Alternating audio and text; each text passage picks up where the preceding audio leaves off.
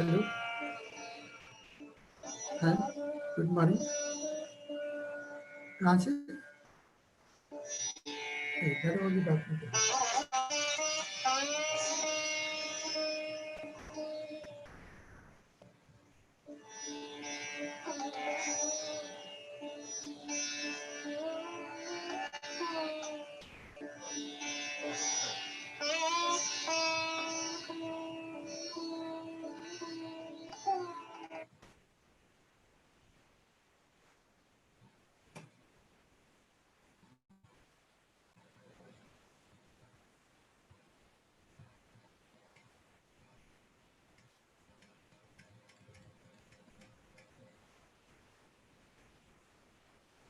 Hello. Hello. Yes, sir. Hello. Are you able to hear me? Yeah, yeah, sir. Is You are my audible. screen visible? Yeah, yeah, your Is screen is visible and you are audible, sir. okay. Okay. So let's start. And good morning, friends. Good morning, And sir. I welcome you to the session on data visualization and presentation. Okay. So let's start our session.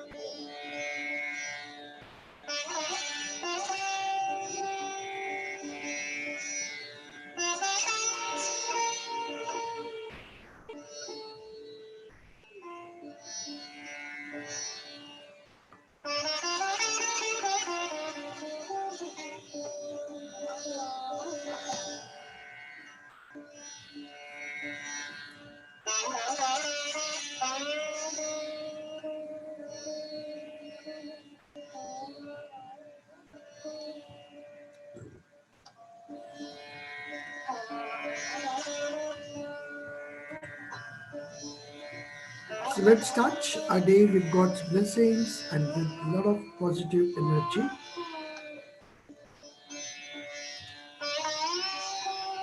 And don't forget, we have miles to go, and we have to do a lot of work. And hopefully, after this session also, you will do a lot of work because to learn Excel and doing job with Excel requires a lot of patience and a lot of practice. And long way to go, and that's what we are looking for. So get a lot of positive energy to continue with our journey.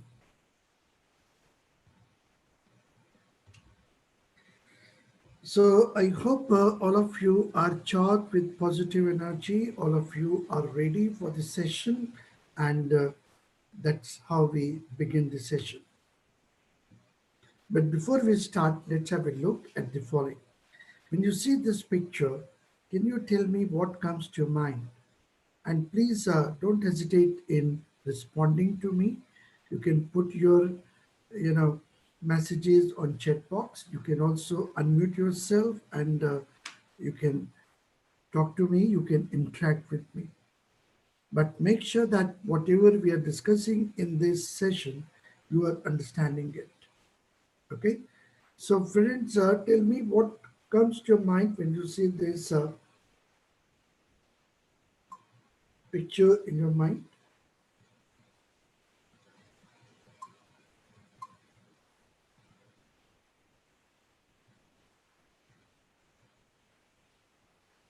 Any response? Anyone who want to respond to it?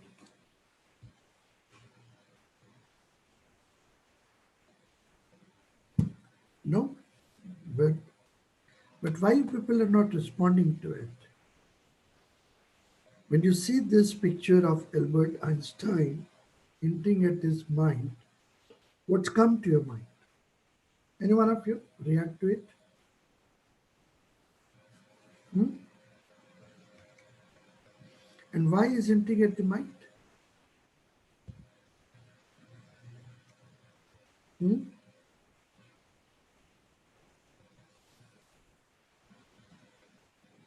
Okay. Hello. Yes, sir. Right.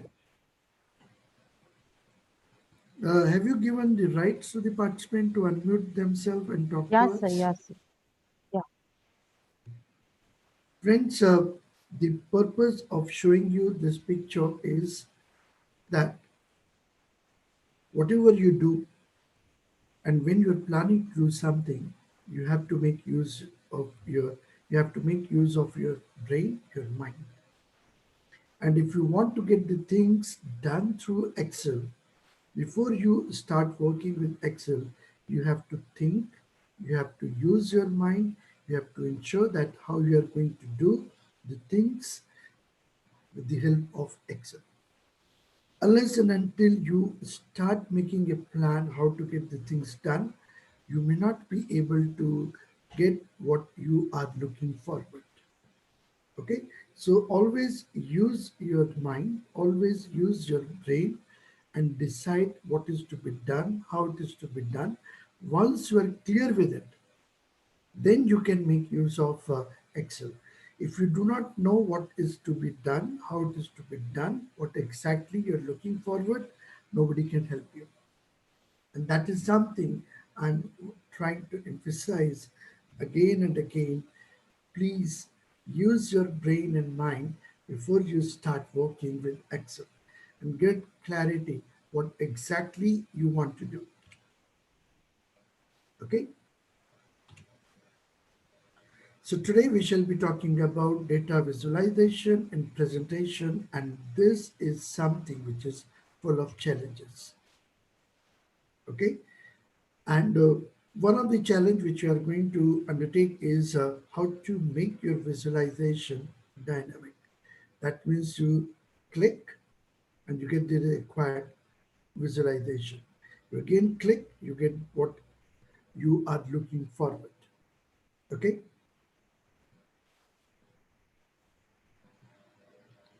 so let's first begin with the understanding of dynamic visualization.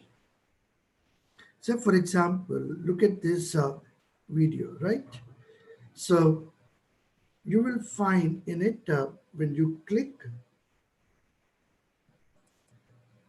right? And the moment you select a company, you will find the share prices of it are increasing. How it can be done, that is something which we have to learn. So, you have a number of companies share prices and you want to you know give the information about the one that has been requested. Okay, so how to do it, that's what we are going to learn in this particular session.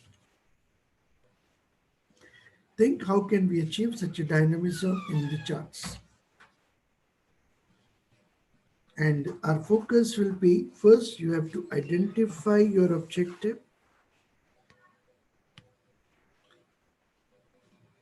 Why do you want to do something?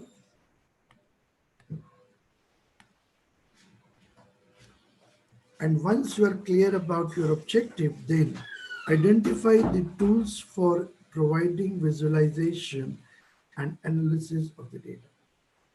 So two things is very, very important for us. You must be clear in your mind what exactly you want to do and why do you want to do that. Okay.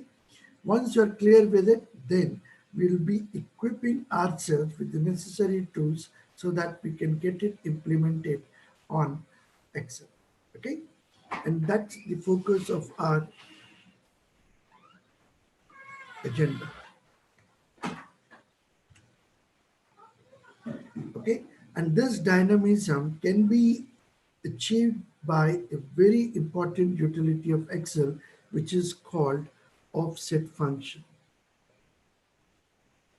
And that's what we are going to learn, and we will practice it and trying to get dynamism in our visual presentations. Offset means distance from a point. And this point I'm talking about is a reference point.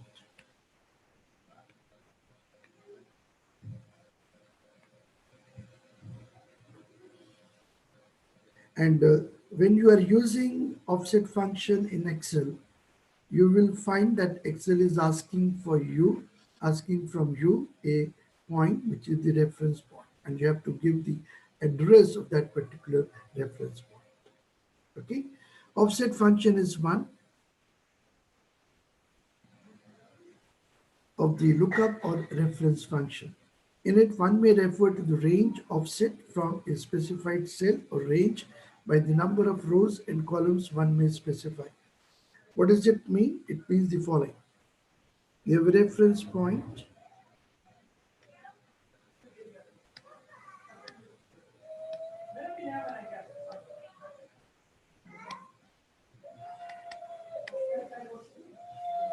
just a minute.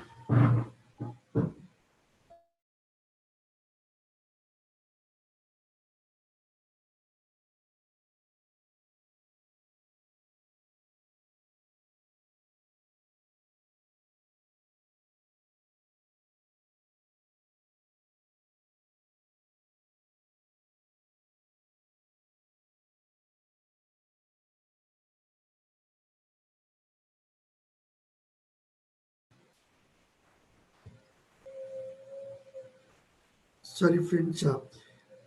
You will be having a reference point, and visualize you have a spreadsheet like this,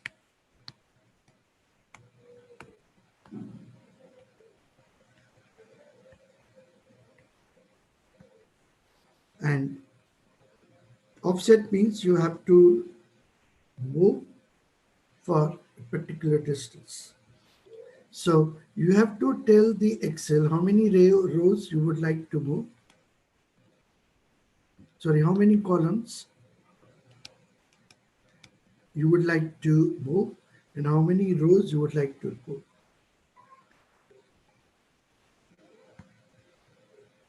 Okay, so three things you have to remember: the reference point, and from which point, with respect to this reference point, you are trying to capture the data.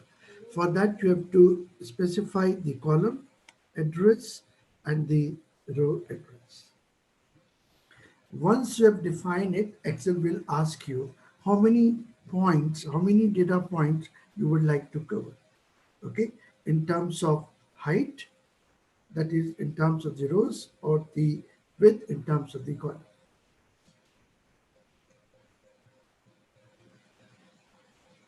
In it, one may refer to the range offset from a specified cell or range by the number of rows and columns one may specify. And that's what I was talking about when you say reference and you have to move so much columns and you have to move so much, rows. This function focuses on a specific range and allows one to dynamically adjust this by defining rows and column offsets. Okay?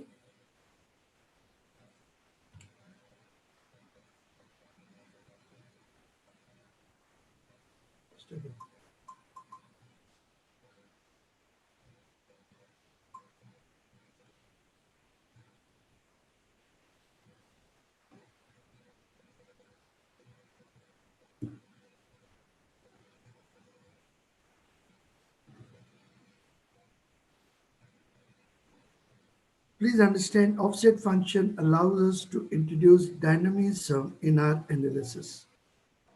We can change our data dynamically using offset function. We can use offset function in cases where we want to change our charts and tables dynamically. There you can make use of offset function. Okay, and That's how the offset function would looks like, and asking for the argument for it. That's the reference point I was talking about. Okay.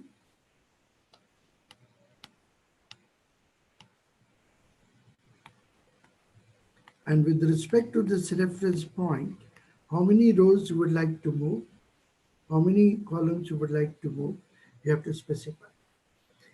So you have this point, reference point, then you're moving so many columns, so many rows, and finally reaching at this point. And once you reach at this point, then it will ask you from this point how many data points we have to get. And that you have to specify in terms of height, that means in terms of rows, the width, that means in terms of columns.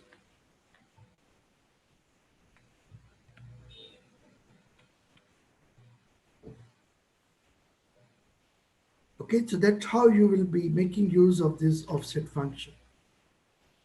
So you have a reference point, the rows, the columns, the height and width, both are optional. And by default, it will take one height and one width. And please understand one important thing. Offset function is an array function.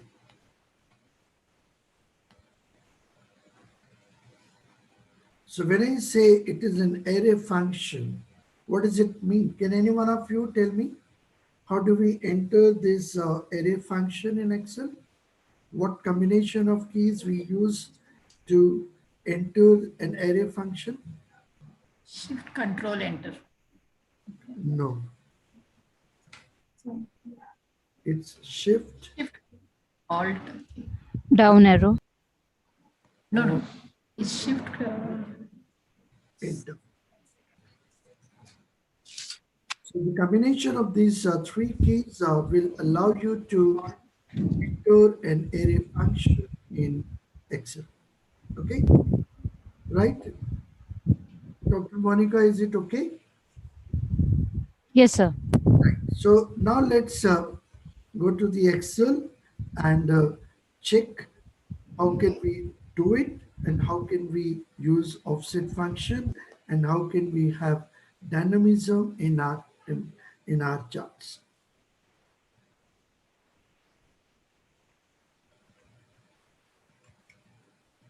So let me go to my Excel file.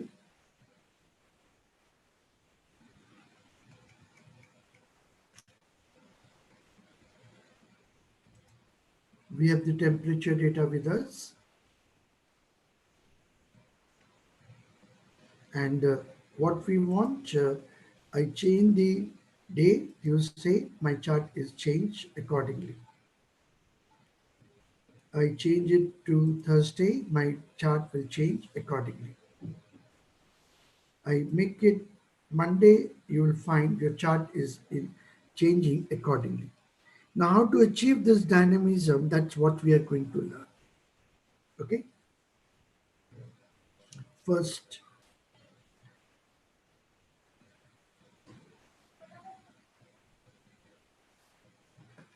uh, can any one of you help me in identifying how this drop-down list is created?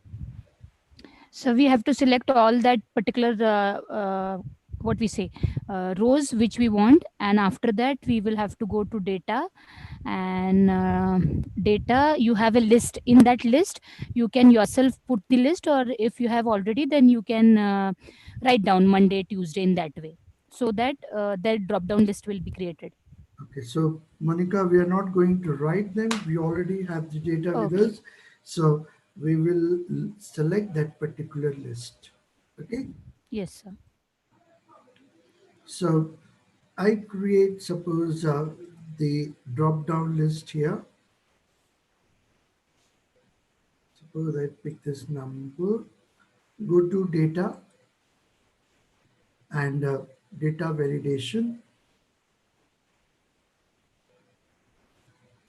and allow list, and the source of the list is this one. And then you say enter, and now you see the drop down list is created. You have to just pick it up. And what is the advantage of drop down list? Any one of you? Number one, it makes your entry quick. You are not supposed to type the things again. It's already there. You have to just pick and click. Any other advantage of having this drop down list? So filtered data. Monday we are filtering, then Tuesday. So we get the filtered data, whatever we want. Suppose graduation also, BCom, BBA, BCA. So I want only BCom students. So I can get only that much of Well, data. that's okay. Any other advantage? Those who are having questionnaire with them and they are entering that questionnaire data, to avoid any kind of mistake, you can prepare the drop down list and of the probable responses, and you pick the response from that particular list. That will minimize the error of entering the data into your database.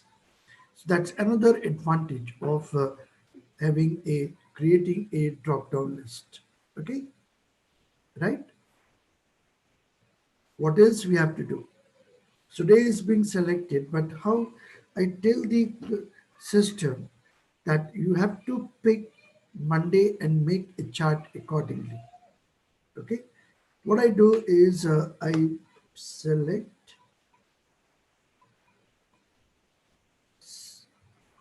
data and put it here,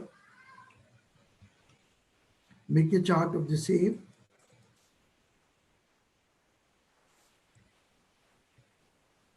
and suppose I want to make the column chart,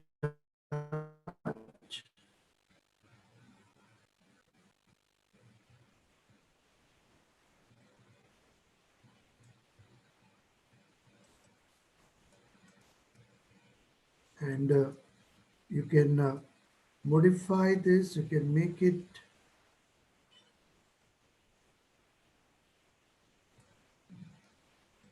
more colorful,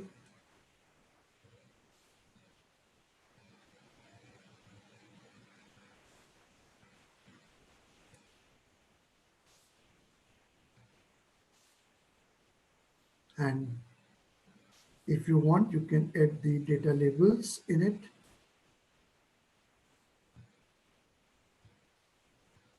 Right,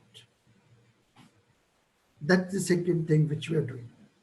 Then this, if you change the day here, Tuesday, Wednesday, then this day should also be changed accordingly.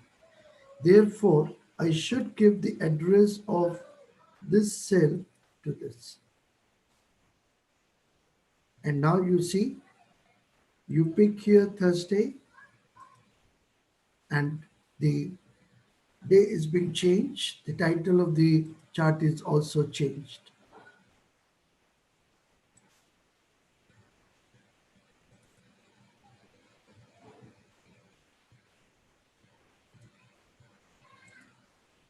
Okay,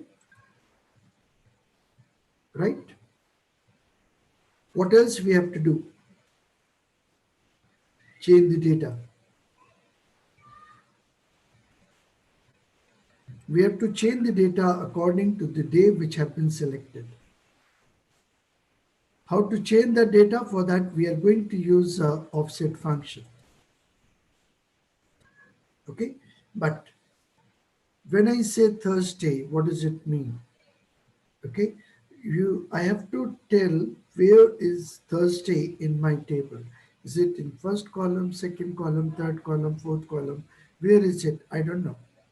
We have to understand that particular thing also. For that, we must give number to these days. So I copy from here, paste here as transpose, and I give the number to them. Monday is 1, Tuesday 2, Wednesday 3, 4, 5. And why I'm doing it? Because I want to give an address to a particular cell so that I can tell where is my data is. Okay. Then if I select Thursday, how to know which number it represents? I have to select that number from here. How to select that number? Any one of you help me in getting that number? I'm looking for Thursday corresponding number. What function I should use? Any one of you? For that, we are going to use Vlookup.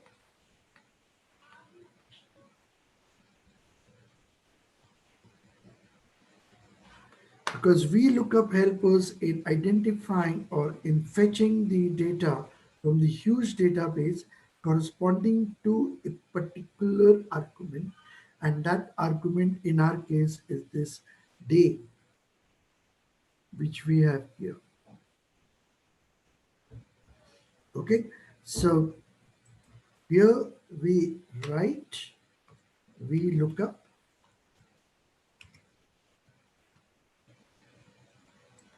Lookup value is Thursday. The table from which we are picking up this value is this one. Column index is the second, and range lookup is false, and that's how we get 4.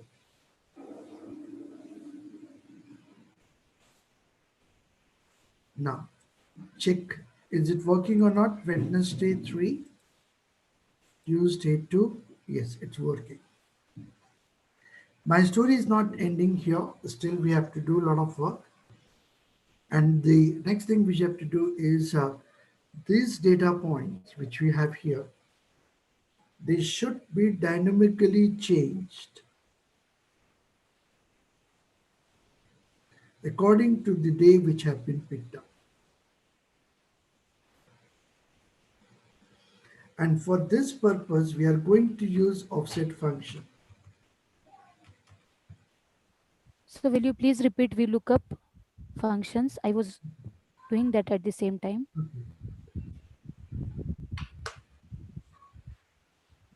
I delete it. I just write VLOOKUP. I activate the function window. Lookup value is Tuesday, which we are looking forward. The table from where I'm looking for the value is this one. The value I want to fetch is in the second column. So I write 2. I want exact match. For that, you have to write false or 0. And then you say enter. Friends, please don't feel hesitation in asking questions. Make sure that you are understanding it. Your questions are always welcome, and what I insist that you should be able to understand. Don't keep it as the black box.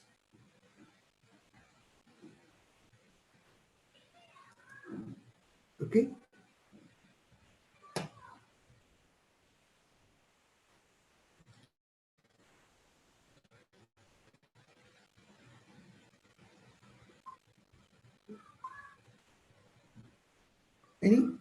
Any message we get in the chat box?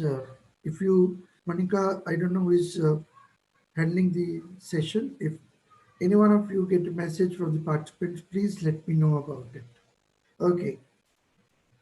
Once we are through with this VLOOKUP function, let's move to this cells where we have to write the offset function. So select the range, type offset,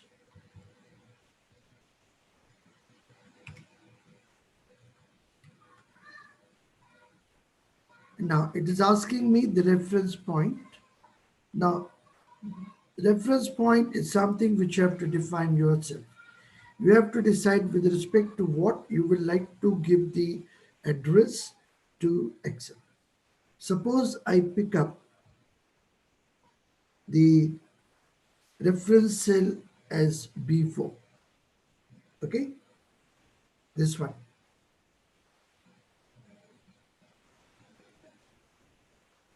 Then how many rows I should move?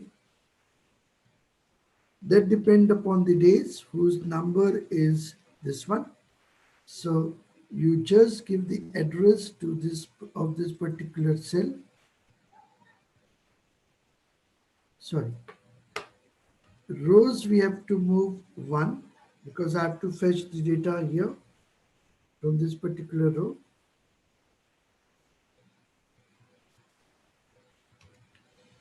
Column we have to move this one, two. Height is how many days, how many figures of the data we want. 1, 2, 3, 4, 5, 6, 7, 8, 9, 10, 11, 12, 13, 14, 15. So you have to write the height 15 and width 1. Because I want only for one column, so width is 1. Once you have entered all the necessary details, then press Shift Control Enter and you will find now it's working. Now we are done. You change the day here, make it Wednesday, data is changed and the graph is also changed. Make it Friday, data is changed and your chart is also changed. And that's how we achieve, the dynamism in our charts. So if you are presenting someone, different sets of data, and you have to show the data in a dynamic manner, that's the way you can do it. Click for a particular day, say Monday, and you will find your table is changed, your data is changed, your chart is changed. Any question?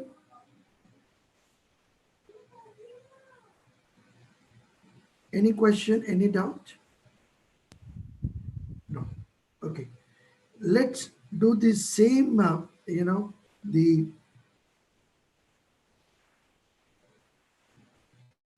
same thing with different sets of data. That is sales data we have with the sales week 1, 2, 3, 4, and we have to show the graph of the sales week, okay, for every day. So I need a drop down list, data validation list. Source is this one, okay. So I'm through with it. Now you pick, you get the data, right?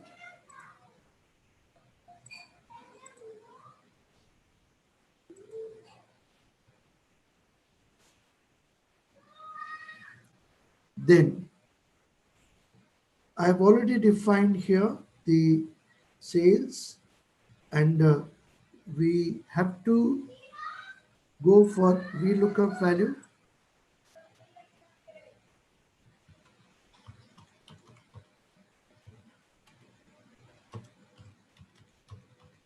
And we get this VLOOKUP value by using the VLOOKUP function.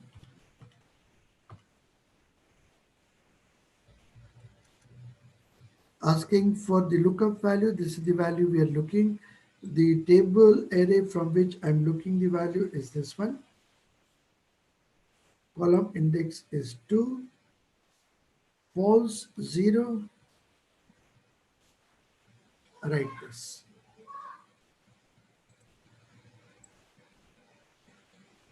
And now let's check whether it's working or not. You change to sales week 1, changes to 1, 4, it changes to 4. It's working. Okay. Now you pick a day and the week data, make a chart here.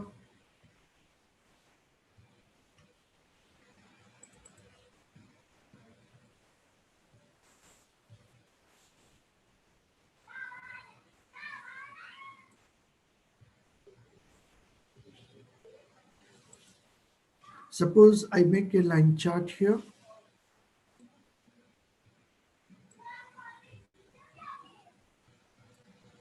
and suppose I pick this format, and if you want to fill some dark color, you can do that.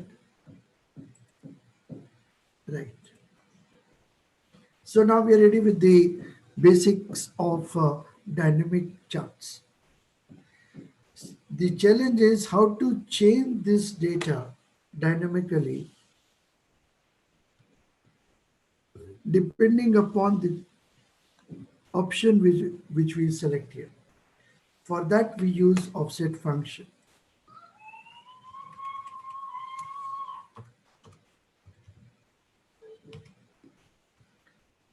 Okay, offset function is asking me the reference point. Suppose I give this reference point day. I have to come down row 1. And friends, if you have to move up, you have to write the number of rows with the minus sign. Okay, so for example, I take this as a reference point, then, sorry, if I take it as a reference point, then I have to go back 1, 2, 2 rows back. So here we have to write -2.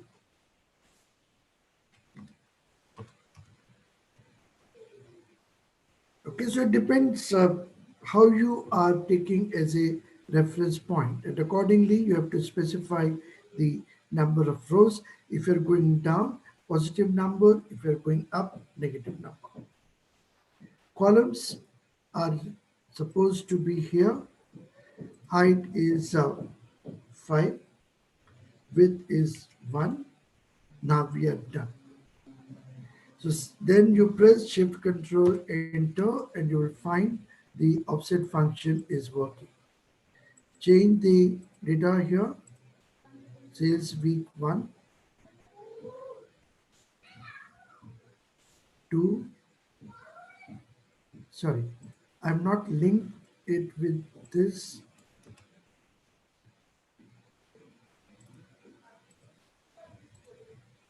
4, and your data is changed. Any question if you find anything which you would like to discuss? Hmm? Any question about offset function, VLOOKUP function which we are using here? Okay, so we did some practice and think how you will show such a dynamic information.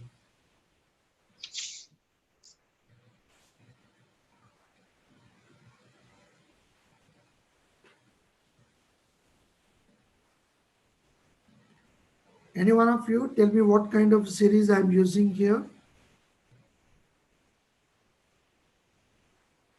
What is the kind of the series we are using here? Hmm?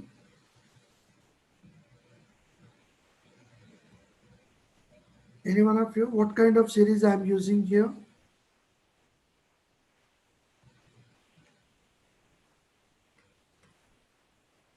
What kind of a series is it?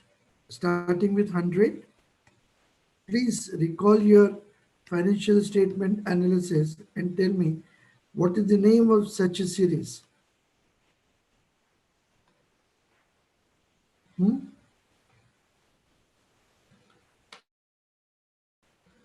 That's your index time series.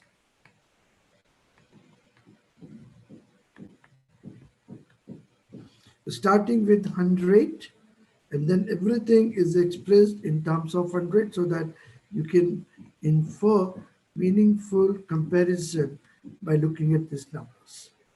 Okay, now the question is how to do it. Okay, let me take you to the relevant Excel file.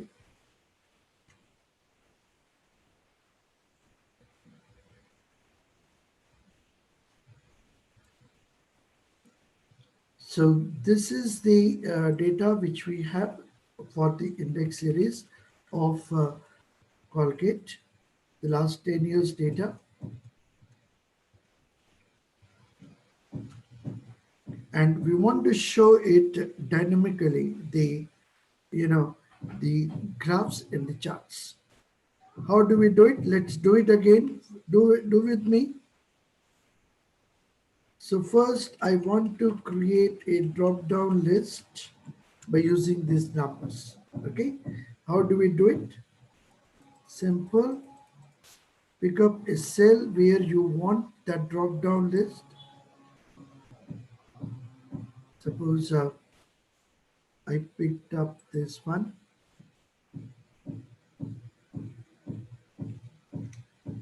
Small space.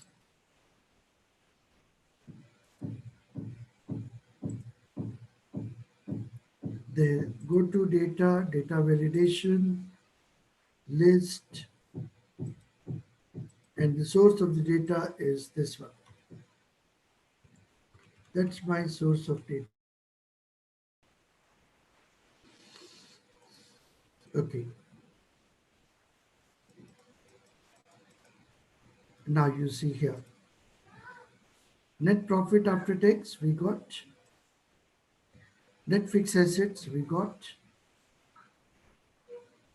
Share capital, we got. So it's working. Then we have to make a chart, and for that making the chart, what you do, you pick up a data point to begin with,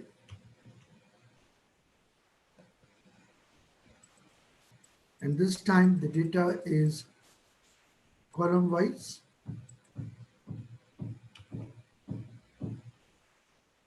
Sorry.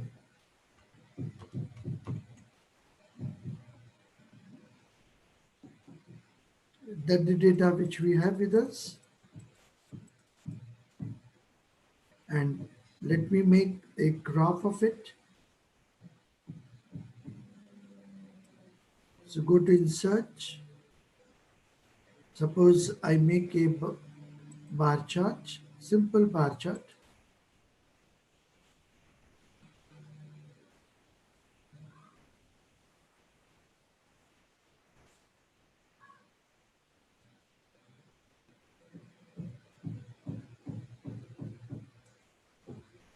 And you can make it looking more beautiful. You can add the colors to it.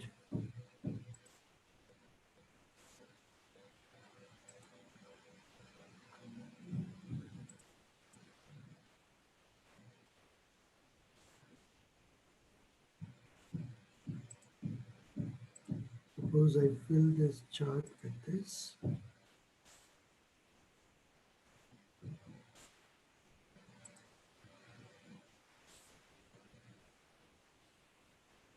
Sorry.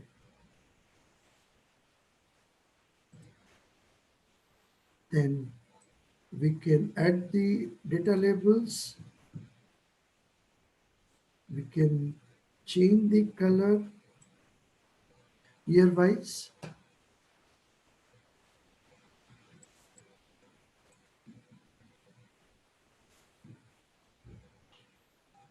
So that you can distinguish every year differently. And you can also change the direction of the axis.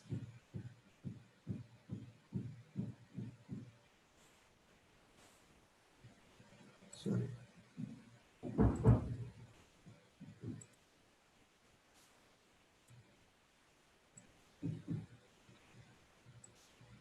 Right.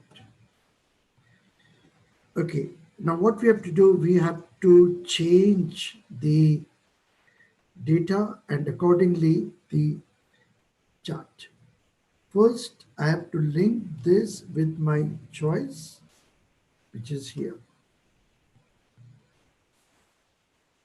capital employed. Okay. The next task is how to change the data dynamically. For that, we have to look up the item which we have picked up. So I take this list here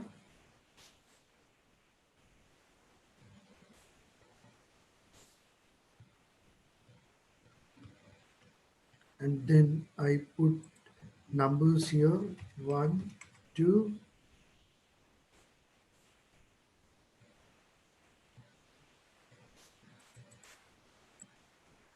like this. And we should get VLOOKUP value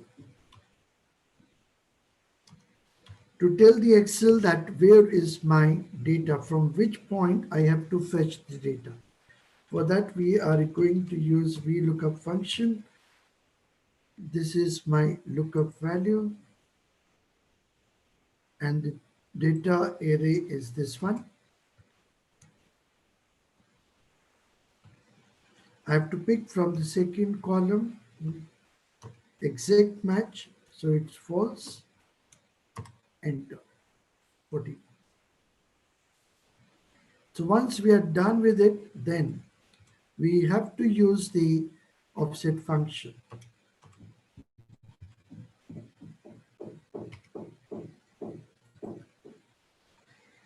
So let's pick up the reference point.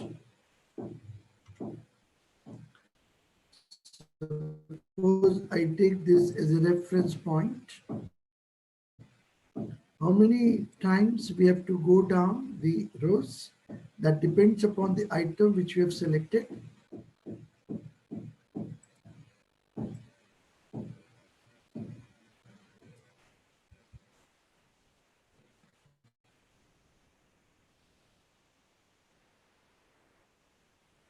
Uh,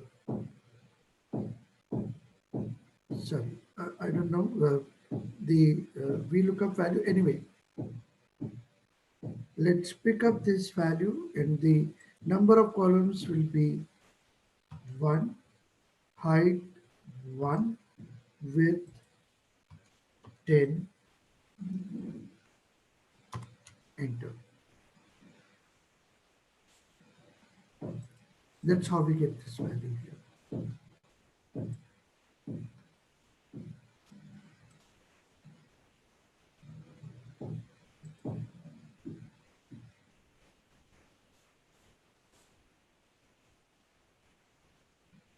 So friends, now we are done. So what I do is I change here my option. Suppose earning per share. That's the earning per share which we get. And you can see here the 15, 16, 16, 17, the EPS have gone down drastically.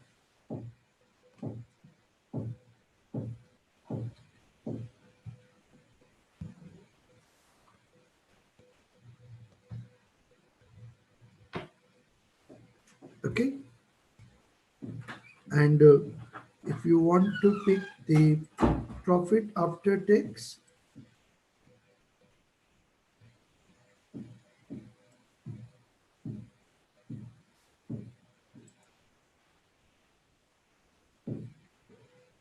that the profit after tax, that means over the 10 years, the profit after tax has become almost doubled. And now you see how comfortable you are. And friends, if you have to make different charts like this for your PPT, just click, get the chart, paste there, click, get the chart, paste there. That will, that's the way you can make your task simple, comfortable, and you will be working with more smartness with your Excel. Okay, so I hope that you are able to understand what we are talking about. I show you the application of it where we can make use of.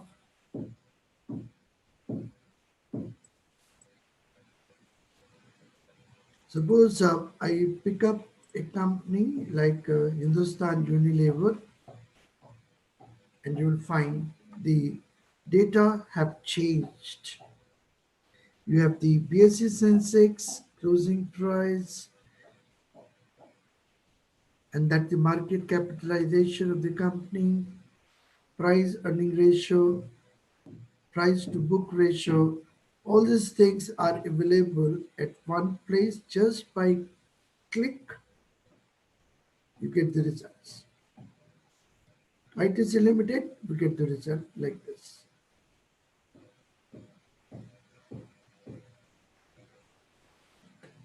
Just click here and you get the results.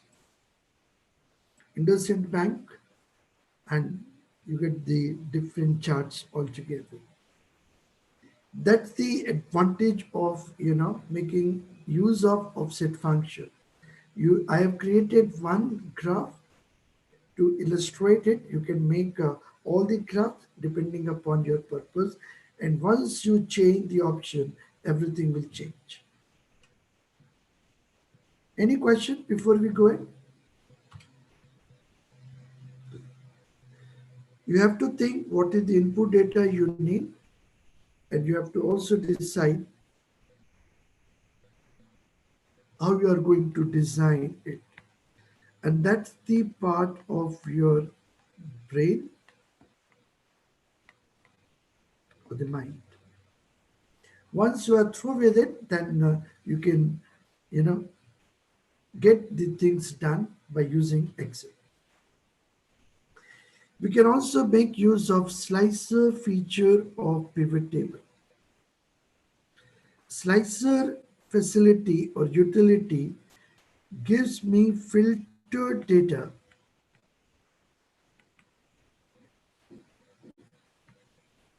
or filtered information just by a click.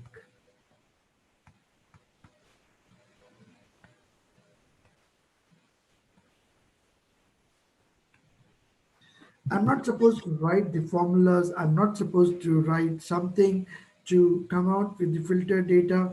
Just click on the slicer and you will get the data which are looking forward. And that's the advantage of slicer. Slicer looks like this. This is the slicer.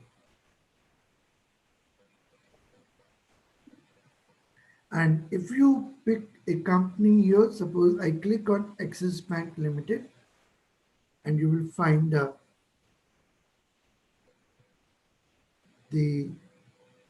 sorry,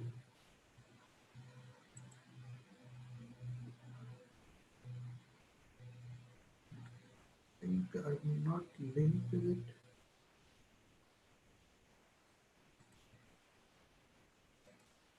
I think it has not been linked here. Anyway, but that's how you can create, the slicer, and that will change the figure.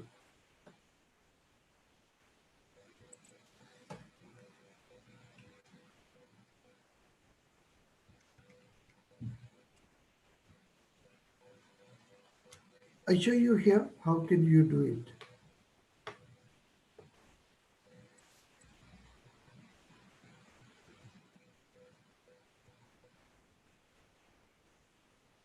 Suppose I make a pivot table here of this data, insert pivot table, and I get in the existing location. Suppose I put it here.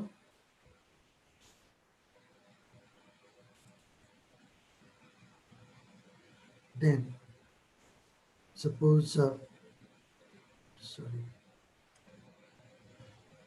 anyway, Monday will not come. Monday is being taken as a header. So right click on it, add a slicer, and now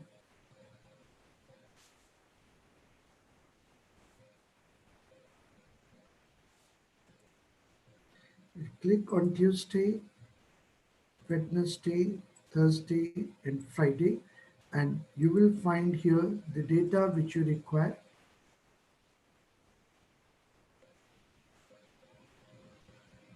Suppose I need the data here.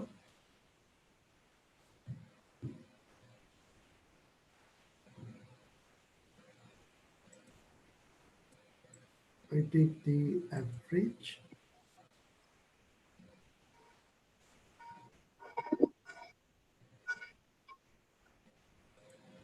Right, we get 5 here. So instead of VLOOKUP, what I do is I replace it here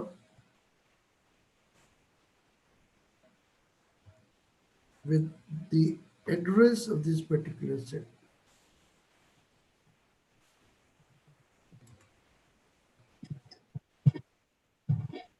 Okay, so now you picked Thursday, you will find, and this day is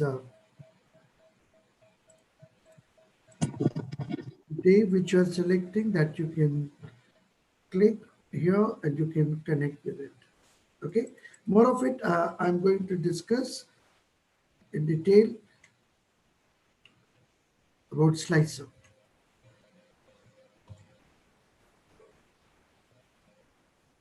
Friends, pivot tables are very powerful, and we have to master pivot table for doing the thing smartly in Excel. And I hope all of you are aware of the pivot tables. Therefore, I'm not going to discuss them in detail. We have to understand the concept of filter, because slicer provides clicking, and giving us filter facility. Filtering is a process that refers to display a subset of a database that meets certain conditions. If one needs to focus on a subset of a data table, he or she can filter the data using certain conditions. And one of the way to filter the data in Excel is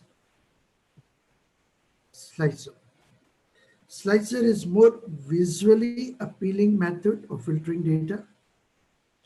Slicers are particularly useful in making filtering process simple. Slicers are very visual, easy to see exactly what type of filtering is in effect. And that's how you can create slicers. And you can pick as per your option, and you will find the required filtering is being achieved. How do we create slicer? You go to Analyze. So you have created, pivot table.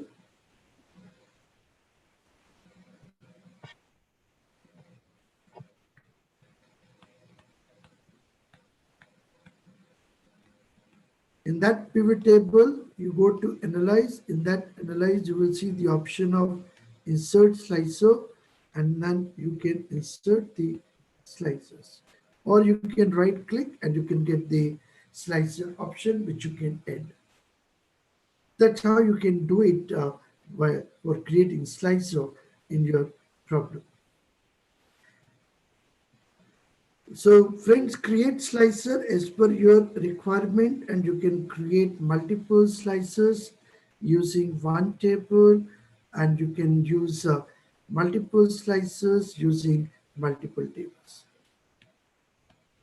So you have to see what exactly you're looking forward, what you want, and accordingly you make your tables, and accordingly you make your filtering process through slices.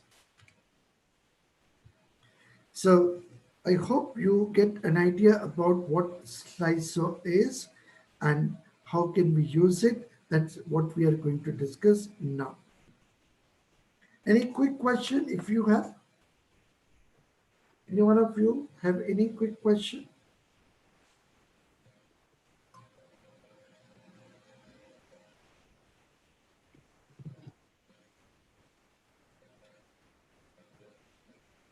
Participants, please ask the question or you can post in the chat box also. Participants, you can ask the question and post in the chat box also. So let me take a file and see how can we do it.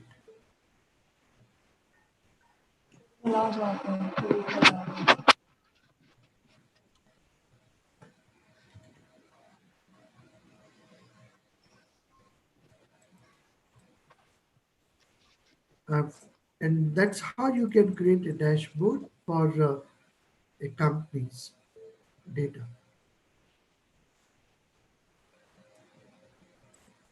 ONGC, right? Okay. Uh, with the company's data, so what I do, I just pick the data from here,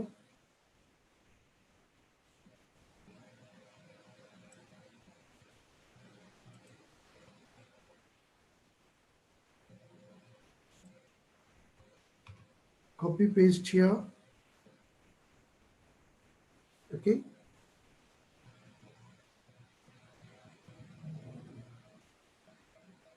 Right?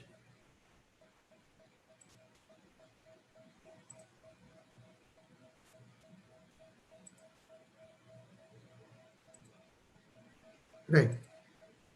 So what I do is I make the pivot table of it, insert pivot table, and suppose I use existing one here,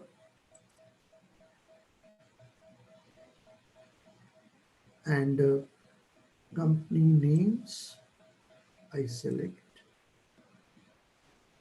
and then I take the slicer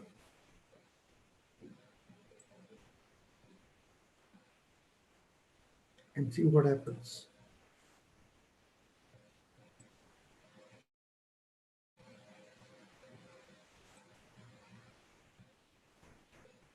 So if you link this option with your this data,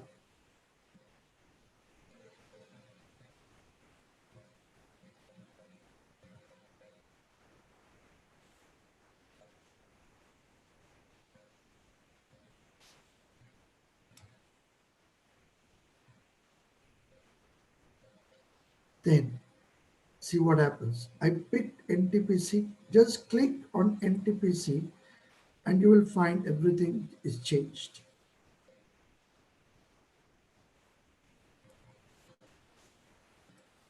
That's the advantage of slicer.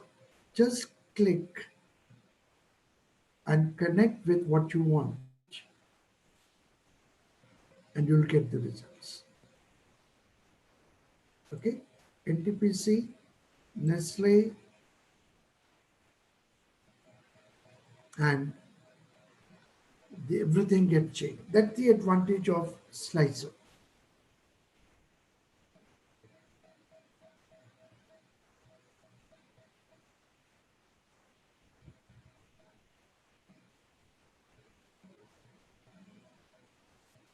And let me take some more exercise and see how can we use a slicer for our data. Okay, let me take this example again. Instead of selecting here, what I do is I create a, just a minute, what we have here is, suppose I say particulars, and number,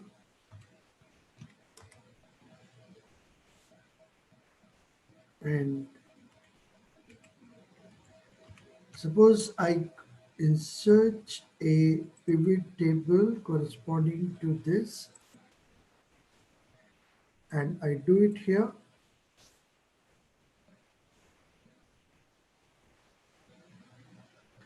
Then big particulars here.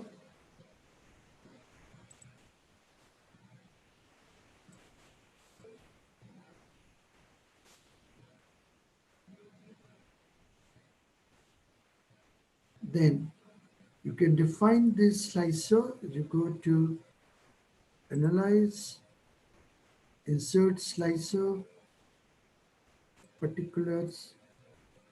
Okay.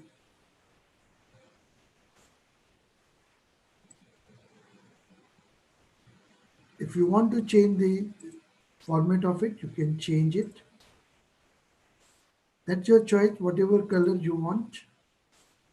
You can have it. If you want darker colors, you can pick up this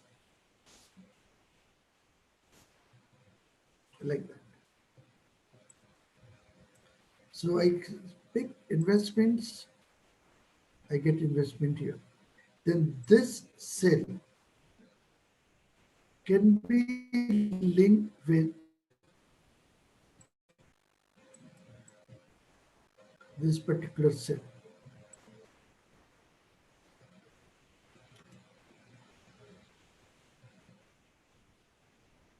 So, so what I do is I link it with this particular, sorry,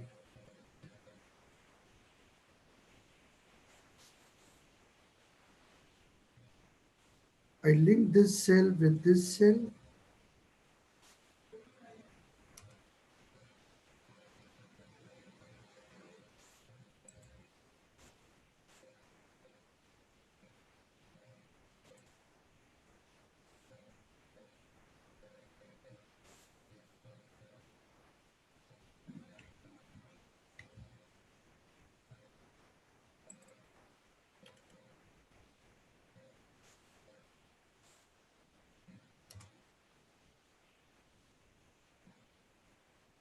Right.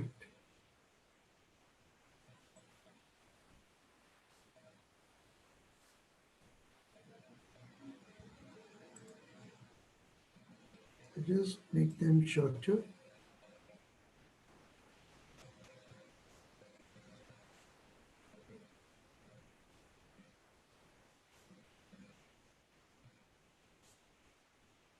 And see how slicer is working. I want total assets.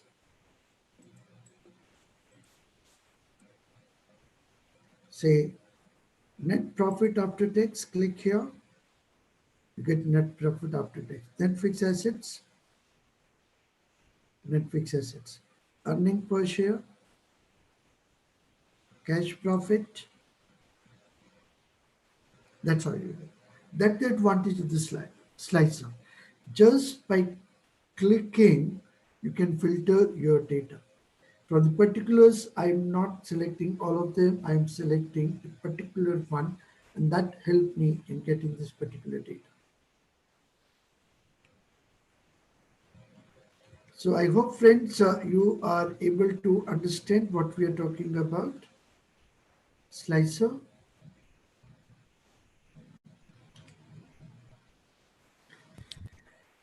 It says, even if you knock it, I'm not going to stop. We are not going to stop and shall continue to move ahead. But before that, I do not really know whether you people are understanding it or you are not understanding it. Let me give you one more example of slicer.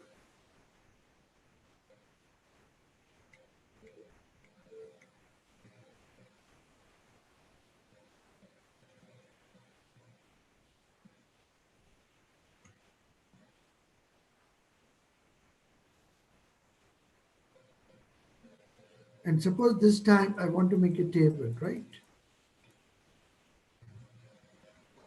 So I select here table, insert, pivot table,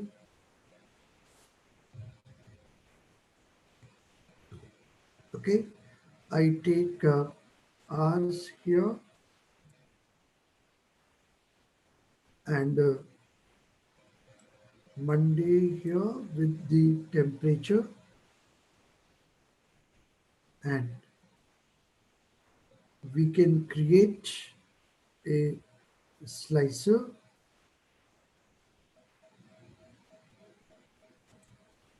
Suppose insert slicer for you know Monday, for example.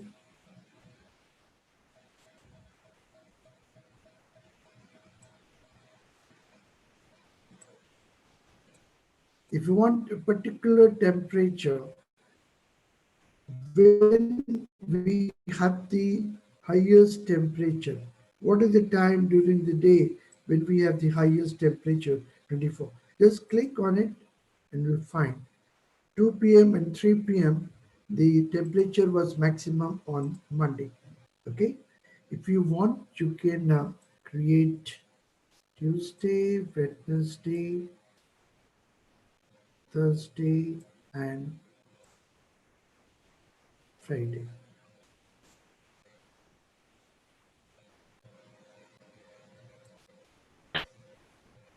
Okay. Suppose I want when we have the average temperature of about 17. So Monday we have 11 a.m., 17, 16, 24, 14, 15. That's how you get the information about it. Just click and you get the results. Just click, you get the results.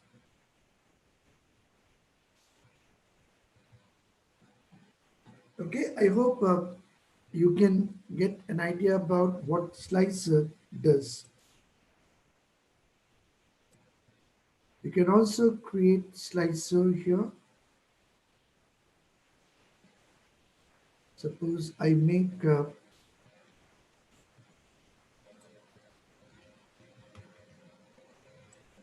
days here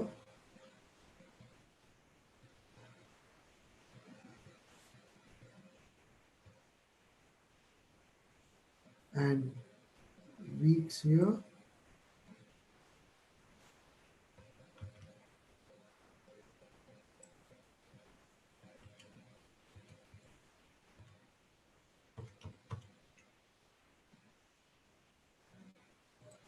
That's week.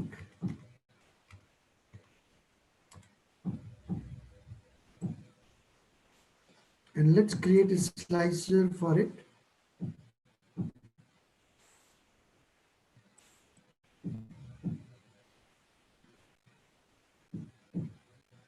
So go to insert, pivot table, existing location,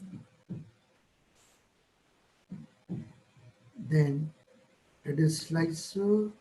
You just write week here and add a slicer to it.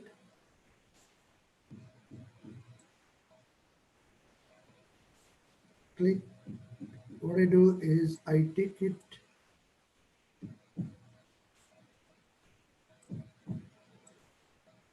here.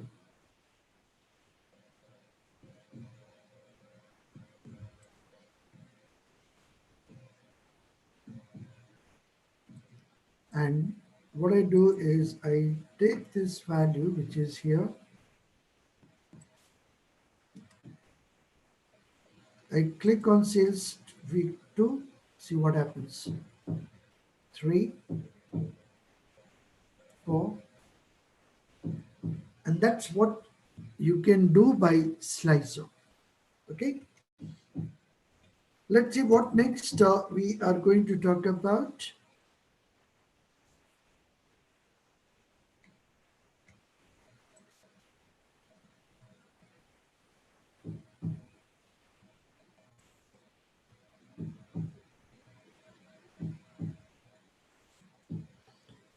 Now we are going to talk about a very, very important utility of Excel, which works on artificial intelligence tools. Okay, so let's learn something interesting about Excel. First, a challenge is suppose you have the name of the students and you have the student's official ID mail, and you want the roll number from this particular database by in this particular format. How to do it?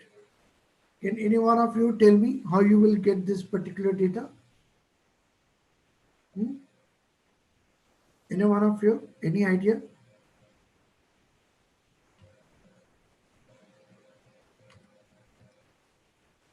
And like this, you have the data. From that data, you want to pick up a particular pattern. How to get that particular pattern? We have to understand that. First, friends, appreciate the problem. And once you appreciate the problem, then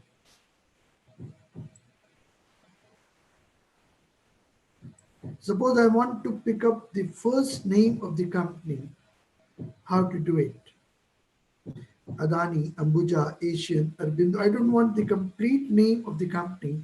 I just want to pick up first name so that I can use those first name as the identifier of the company rather than having large number, large name. Any one of you tell me how do we get this? Any one of you can work? Hmm? Suppose I want Adani, right?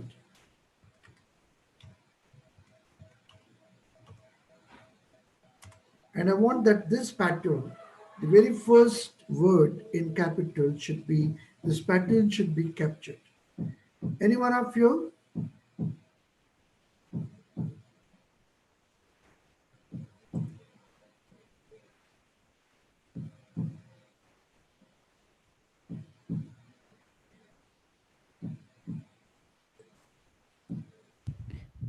Sir, means we need to filter it or what in that way? Pardon? Means we have to filter it in that way? No, no, no. Okay, Because okay, when you filter means you have a very specific structure. okay, okay, You don't have that. You have to create your own pattern. okay. And Excel, because of its artificial tools, identify that pattern and copy that pattern to different cells. And this utility in Excel is called Flash utility.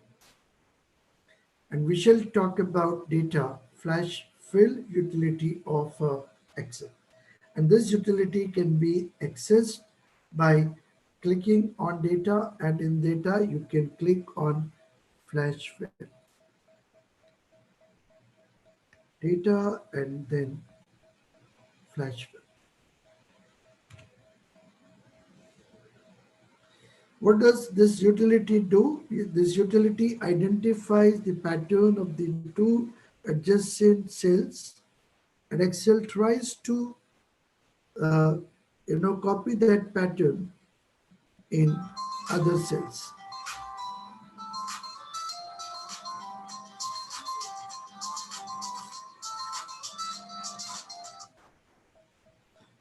And there is no need to write any formula for it.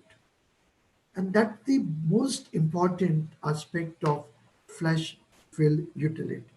No formula is to be written because writing a formula requires highly expertized skill. But here, no skill is required. You must know only one thing, that is what is the pattern you are trying to identify from a given database. Okay, and there is disadvantage also because the cells are not linked. If you make changes, the changes will not be reflected automatically. And if Excel is not able to identify your pattern properly, you may get erroneous results. So you have to be careful about it. It's a great utility, no doubt about it, but it has limitations. Not a formula base, no automatic updation of your data, and if Excel is not able to identify your pattern properly, then what you will get, nobody can predict that. What do we need to use data flash fill utility? A database which may be numbers or names or some combination, okay, including dates. The only condition we require that the structure of the data which from which we are extracting that particular pattern should be uniform. Otherwise, Excel will be confused and you may not be able to get your required results. Okay, so you can separate the names like first name separate and surname separate without writing any formula. In the first two cells, you can write the pattern of the things we are looking forward. Once it is done, then you can make use of flash fill. Go to data, use flash fill, or you can use the short key Control plus E. And use the intelligence of Excel. The moment you write the pattern, Excel prompts for the suggestions and you may select the same.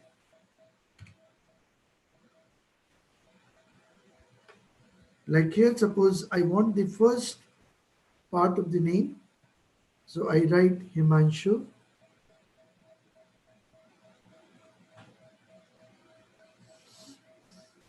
And it is suggesting the first name of all those in your database. You just go to data, flash fill, and everything is filled. If you want the second part of the name, you just write that.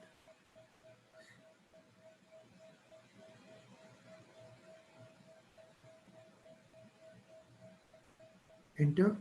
Then go to data, flash fill, and everything will be selected. If you want first two letters of the name, HI, then copy using data flash fill. So like this, you can make use of, data flash fill utility. No formula is written when the structure is not certain, then the result of the data flash fill utility of Excel may be unpredictable and you have to be careful about it. Now let's work with the dates. We can easily separate years, months, and days without writing the formula. Let me illustrate what I'm trying to say. So we have a date and I want year. Just you get the deal. If you want days, you just write days. If you want month, you just write month. And now, how comfortable is it? It's very, very comfortable. You can simply, the write a pattern and that everything will be work. No formula, no function are to be used. Okay. In this video, I've used short key Control E. Okay. So let's work with this utility, the one I was talking about here. So go to data and go to data, sorry,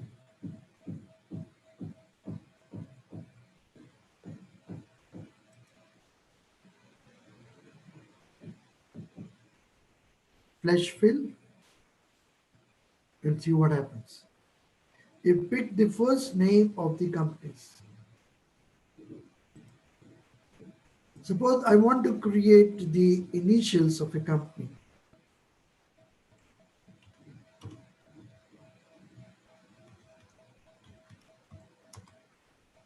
Suppose I write A P S E Z and what does it say? A C A P A P A If you want to add into it the L for limited, and simply see what happens.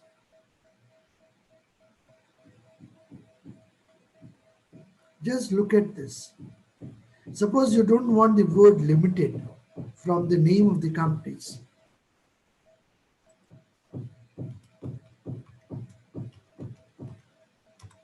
I don't want the word limited from all the names of the companies. So you just write here Adani Ports and Special Economic Zone.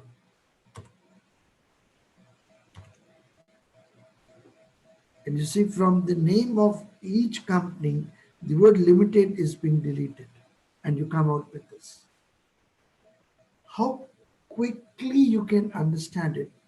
See the power of it. Suppose we have the student data with us, and that's what we are looking at.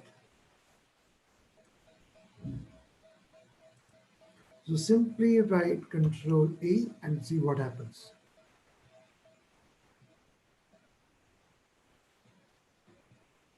So we get the roll numbers of the students from their email. If you want to generate email by using roll number,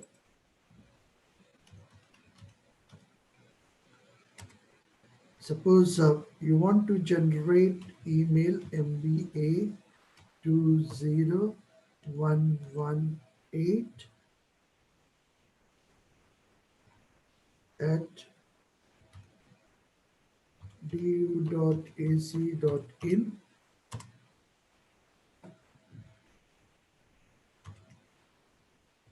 and see each student,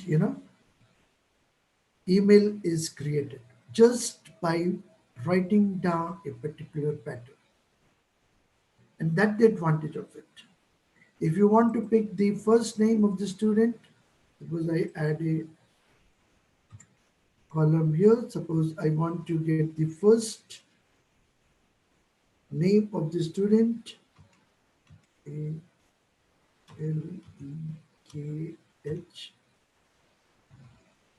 underscore tech at gmail.com, for example, and see what happens.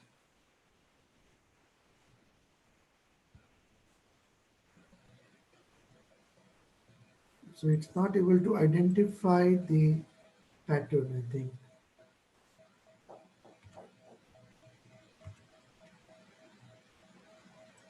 Just now it's working.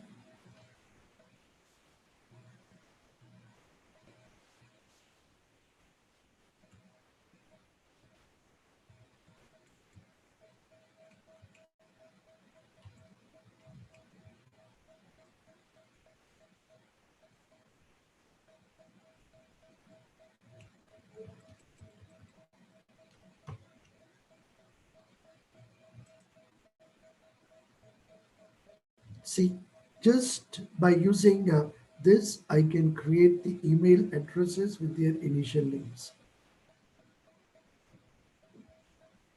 That's the power of the flash fill.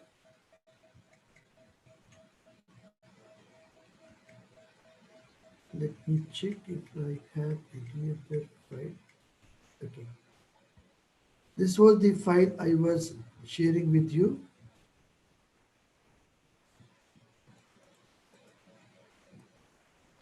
The first name, I just type Himanshu.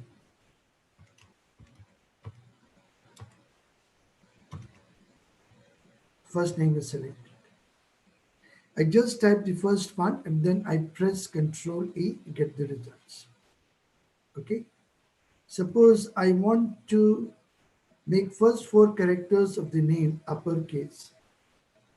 So I write here H I Manshur. See, the first four letters of the name are being capitalized and the remaining part is in the small letters. And many times you are working with the date and you require year and you require days separate, months separate. And I tell you, Fletch utility is very, very useful in that particular regard. So here I take 20, 20, 2020. I'm giving two patterns so that Excel understand the patterns easily.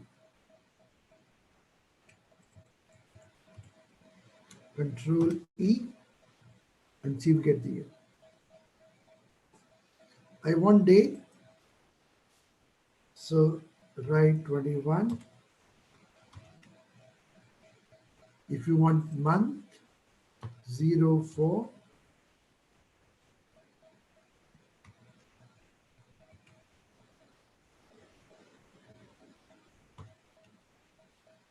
That's what we get. So comfortable, so quick, and I'm not writing any formula. What I'm looking at is what I'm doing is I'm just writing the pattern for which I need the information. Only thing is that is required is you need to know what pattern you are looking at. Okay. Another thing I was saying to you is if I change the you know information, say my flash fill output will not be automatically changed. That's the limitation of it. And this limitation is because of the fact that we are not using any formula in it. So that limitation you should keep in your mind. Okay. So friend, this is not the end of this utility. You have to play with it, experiment with it and learn and teach others. So if you have any questions, any doubt, you let me know. Otherwise, we stop it here. We take a break, and after the break, we will come back to our next agenda. Any quick question if you have, huh? Anyone having quick questions?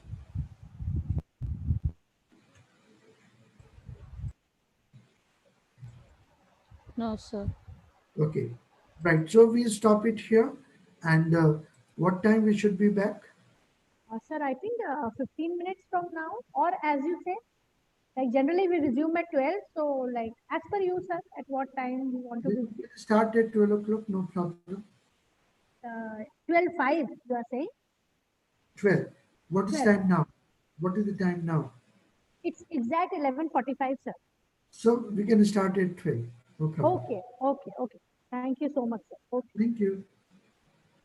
So participants will resume with Gupta sir's session, session number 2 at 12 o'clock sharp.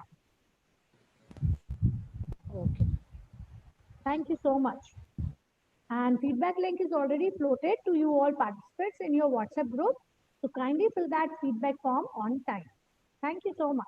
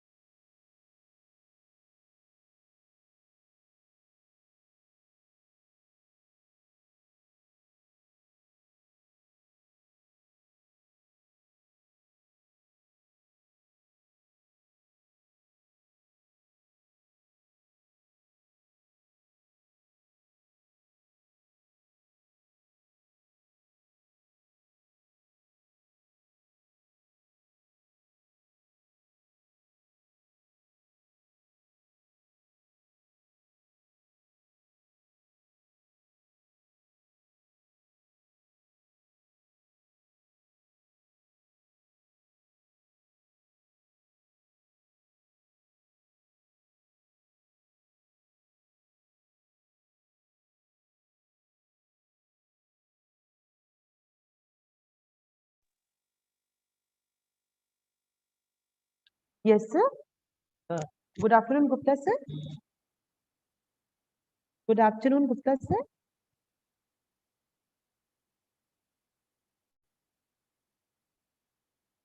Gupta sir.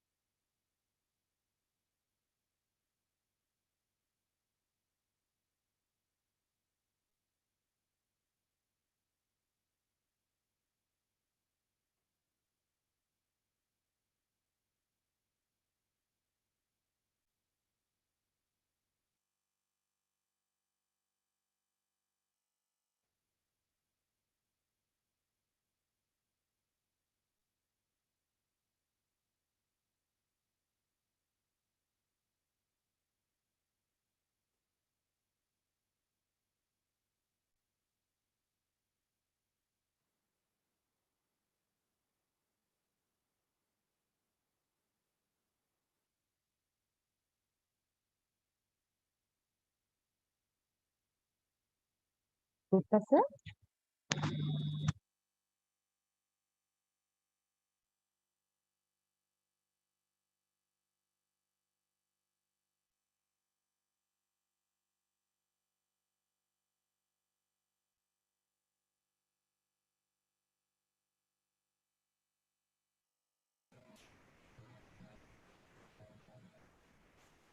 A very good afternoon, Gupta sir. I'm Very audible. good afternoon. Okay, so welcome back, and we will Thank you. continue with the session. Okay, Okay, thank you. thank you. So friends, let's begin with, and to start with, let's have this particular thought. It says, learning is the only thing the mind never exhausts, never fears, and never forgets.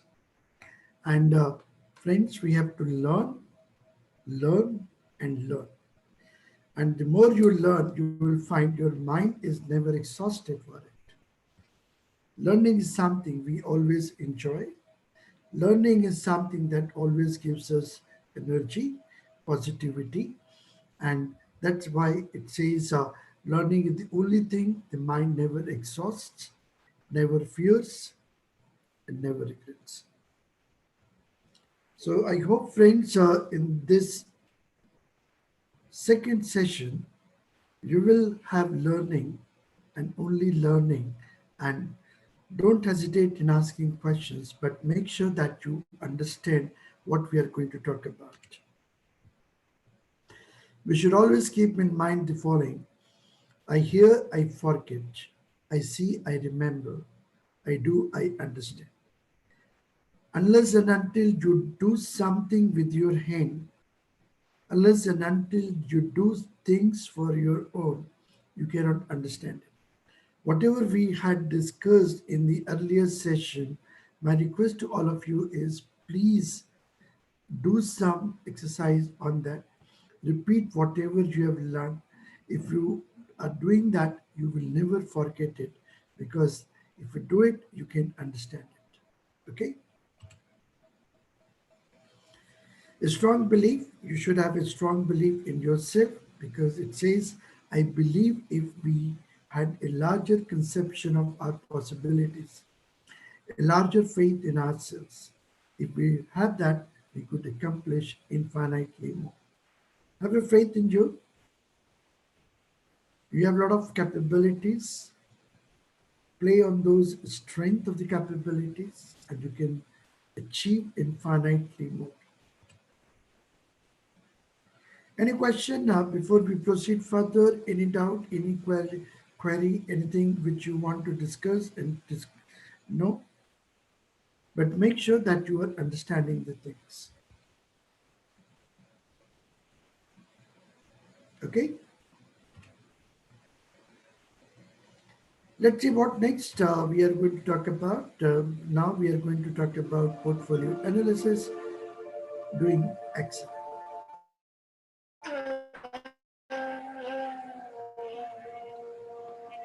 That's the next item of our agenda.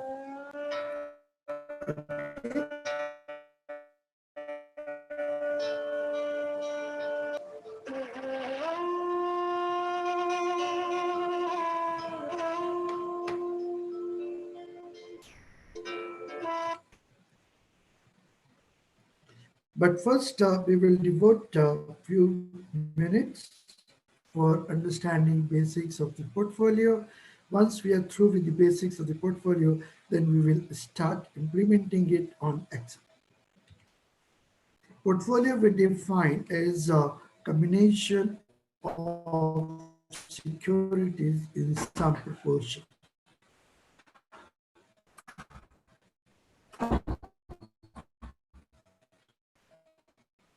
We have a set of securities, which we get is called a portfolio. All portfolios are evaluated in terms of risk and return. Return on a portfolio is defined at the expected value, which is nothing but weighted average.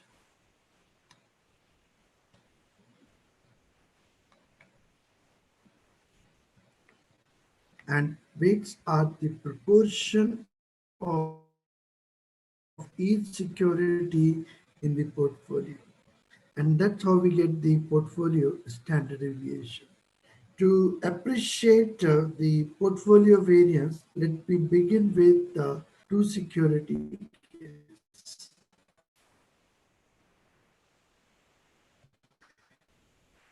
So we have security 1, security 2. So variance of 2, weight 1, standard deviation of 1, the square of it, plus weight 2, standard deviation of second, the square, plus 2 times of covariance between 1 and 2 multiplied with their respective weights. This is also equal to W1 sigma 1 square plus W2 sigma 2 square plus 2 times of W1 W2 correlation between 1 and 2, standard deviation of 1, standard deviation of 2. That's how we get it. Friends, I assume that you know all these things, and this is a quick revision so that we get prepared for implementing portfolio analysis in Excel. If you are having 3 securities, then 3 security portfolio will be weight of 1, variance standard deviation of 1 square, 2 standard deviation of 2 square, weight of 3, standard deviation of 3 square, plus 2 times of W1, W2, correlation between 1 and 2, standard deviation of 1 plus into standard deviation of 2, plus 2 times of W1, W3, correlation between 1 and 3, standard deviation of 1, standard deviation of 3, plus 2 times of W2, W3, correlation between 2 and 3, standard deviation 2 and 3. Like this, you can generalize for n number of securities. And if I put it in the summation format, the formula becomes like this.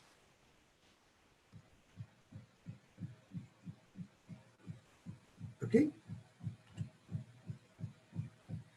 And if you want to make use of matrices, and we will be doing portfolio analysis in Excel by using the matrix, then the return on a security, sorry, return on a portfolio will be equal to the transpose of the weight. This is your weight into R, that's of the return.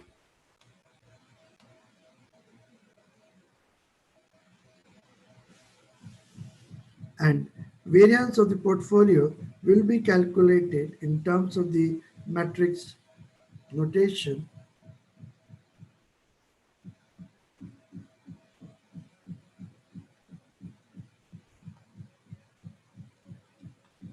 weight transpose summation sigma weight, where sigma is variance covariance matrix.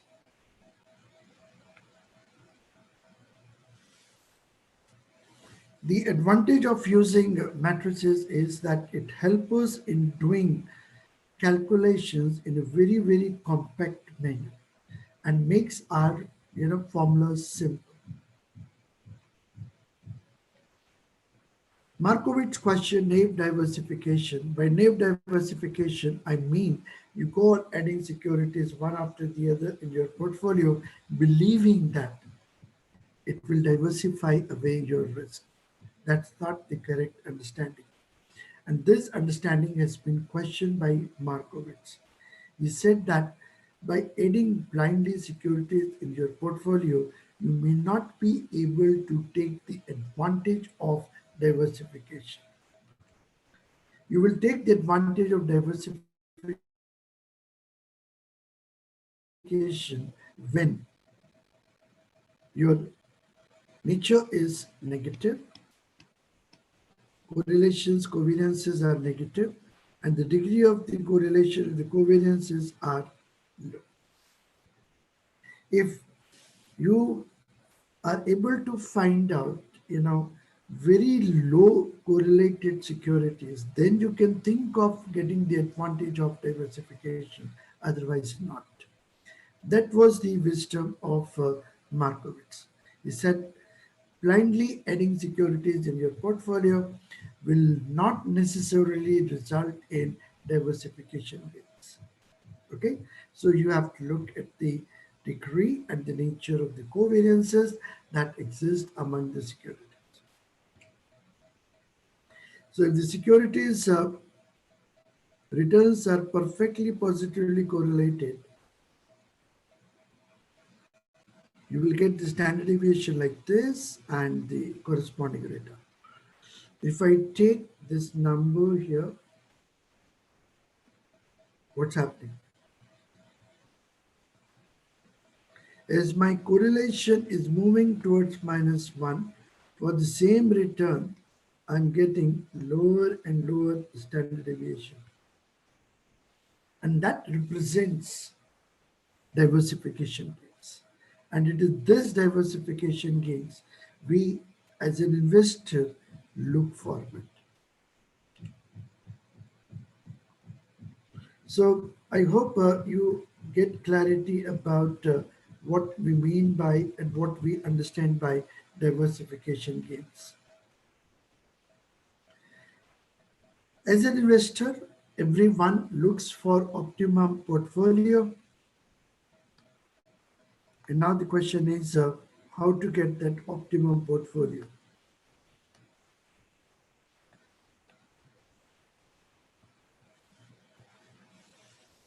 And that's the challenge for us, how to get that optimum portfolio.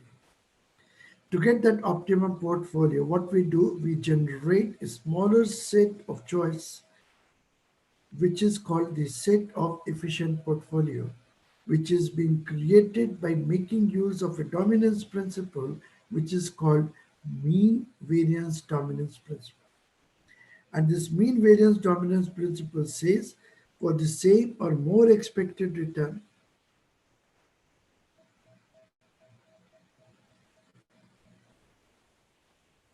if a portfolio is having same or less risk, then this is going to dominate other portfolios. Okay. On the other hand, for the same or less risk of a portfolio, if it has more expected return, then it will be a dominating portfolio. So what does it mean? Now it means the following for us. You have a lot of portfolios.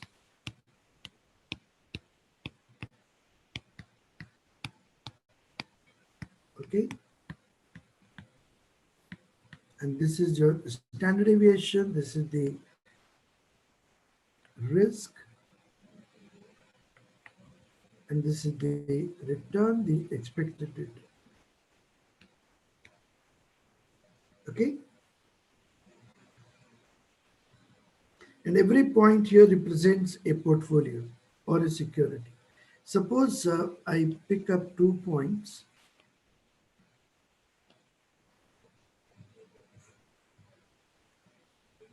What we observe. This is point 1, this is point 2. For the same risk, P2 is giving me higher return, then I will say P2 is dominating P1. And if it is dominating, then I should wipe out from my list of the choice portfolio 1 and retain portfolio 2.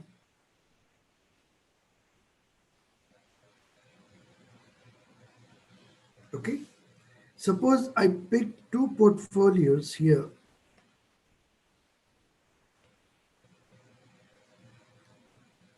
3 and 4. Portfolio 3 and portfolio 4 both are having same return, but P3 is having lower risk. I will say that P3 is dominating P4. So if we go on eliminating portfolios by using mean variance dominance principle, at the end what we get is efficient portfolio.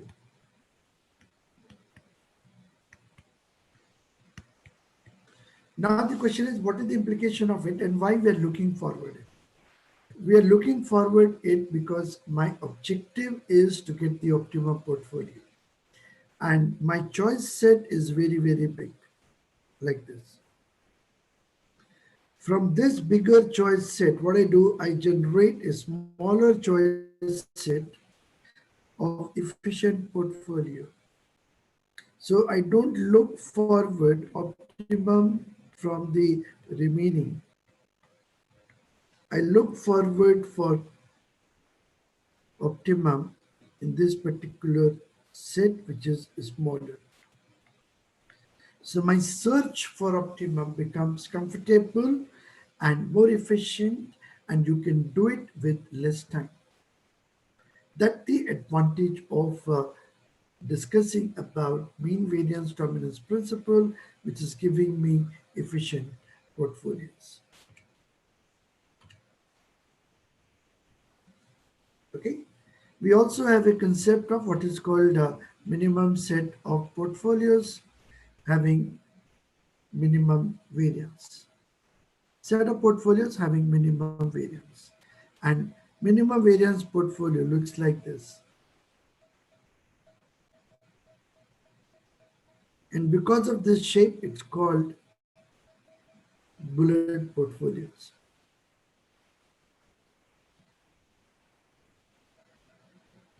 Now we have something very, very, very important theorem, which we have to keep in our mind always.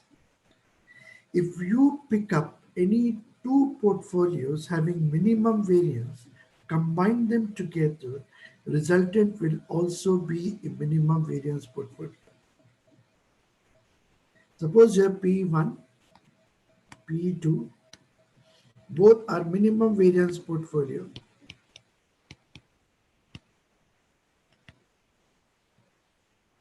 That means they give you the minimum variance for a given level of return. Then any combination of P1 and P2, say alpha P1 plus 1 minus alpha P2, this new portfolio will also be minimum variance portfolio.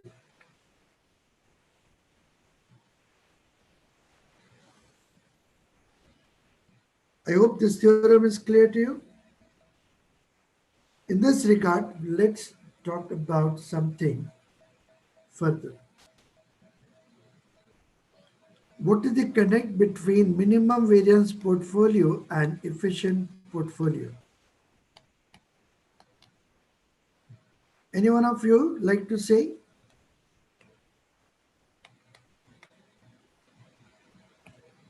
Do we see a connect between the efficient portfolio and the minimum variance portfolio? Any one of you like to say something? Every efficient portfolio is minimum variance portfolio.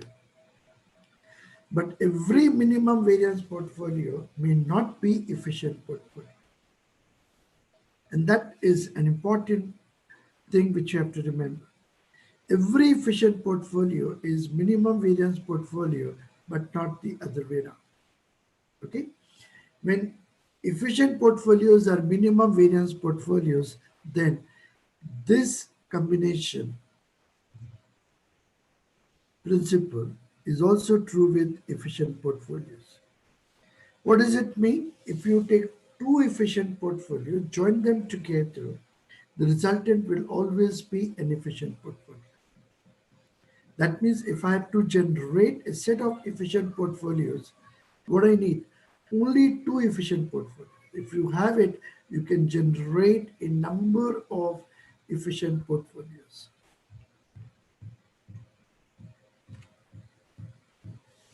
Okay?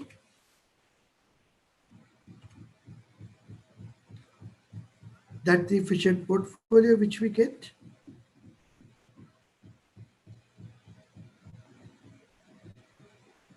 And if we introduce the indifference curve map of the investor,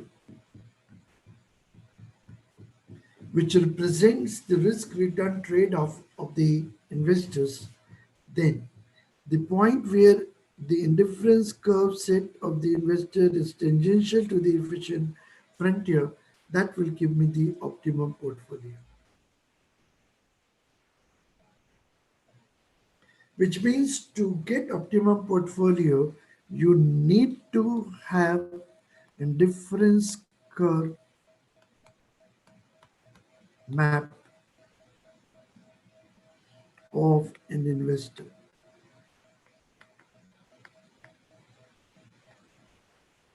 Without that, you cannot come out with the optimum solution. For generating efficient portfolio, you don't need any preference of the investor. Efficient portfolio is something that exists in the market, while efficient portfolio is different for different the optimum portfolio is different for different investors because of the difference in their risk return trade-off or difference in the risk appetite of the investors. Okay. So I hope friends, this brief discussion on portfolio gives you an idea what challenges we have in the portfolio analysis. The most important challenge is how to get an efficient frontier. And to generate that efficient frontier, we are going to make use of Excel. Okay?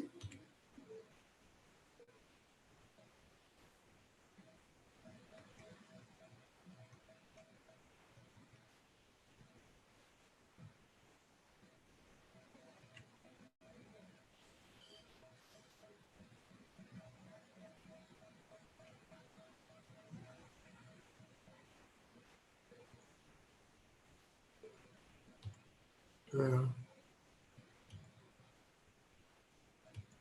Let me show you how do we do this.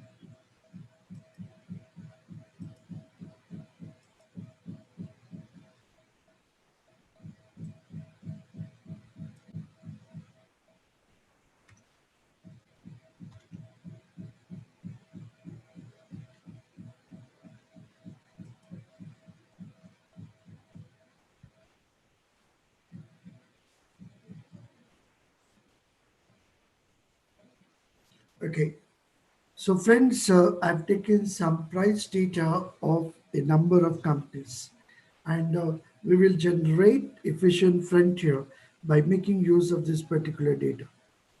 We all know that market gives us the prices. Market never gives us the return. But to calculate the return, we have to make use of certain formula. Any one of you help me in getting, how do we get the return on a security? Given price data,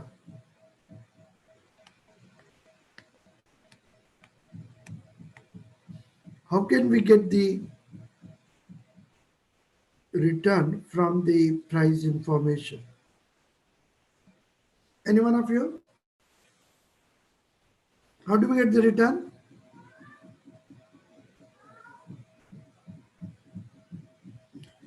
Kumar Saurabh is saying P1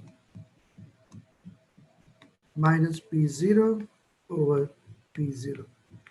Yes, Saurabh, you're absolutely right. That's how we get the return on a security. And we are going to use this formula to calculate the return on each security. So I go to my return sheet.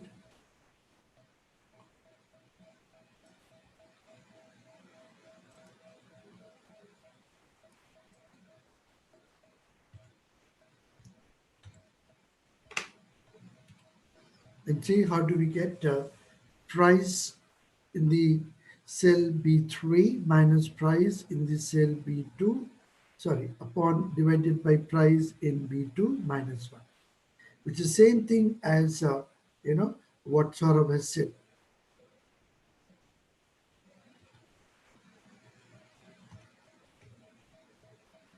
So P1 minus P0 over P0 is equal to P1 over P0 minus.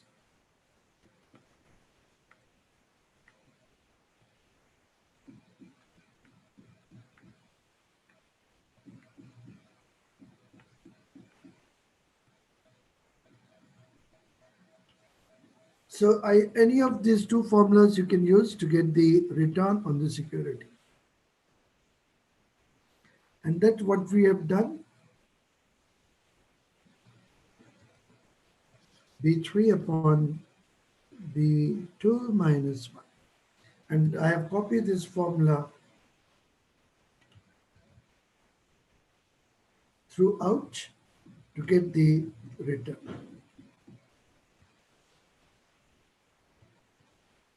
Okay. Now let's see how do we get the portfolio.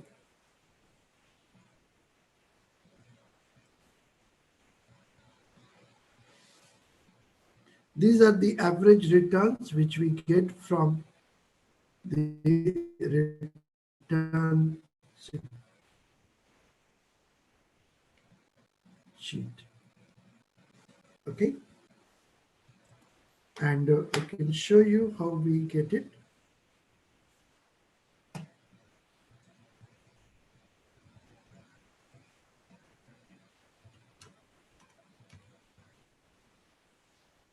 Average return the mean return is this one.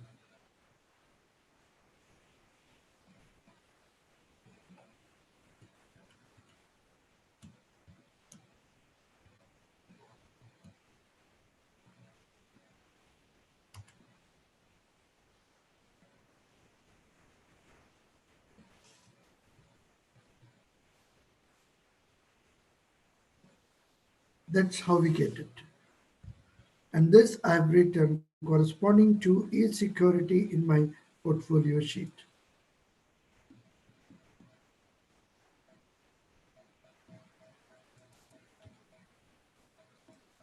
Okay, right?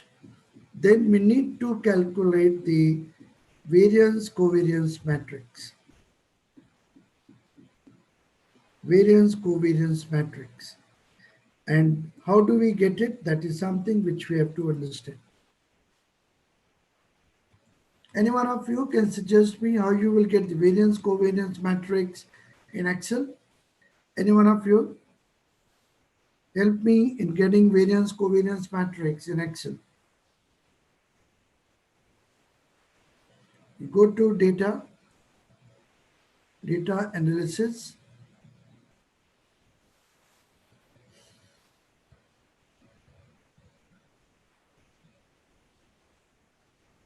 variance covariance.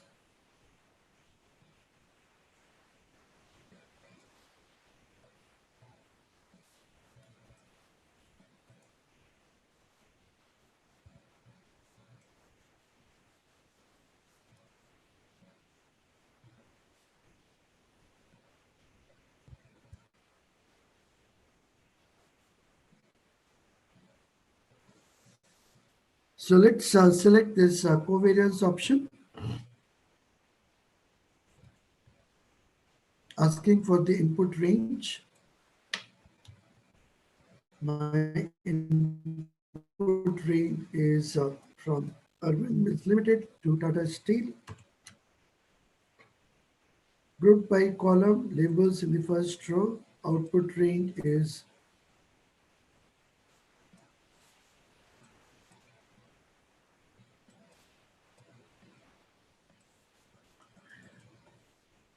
suppose my output range is this one and one, and that's what we get.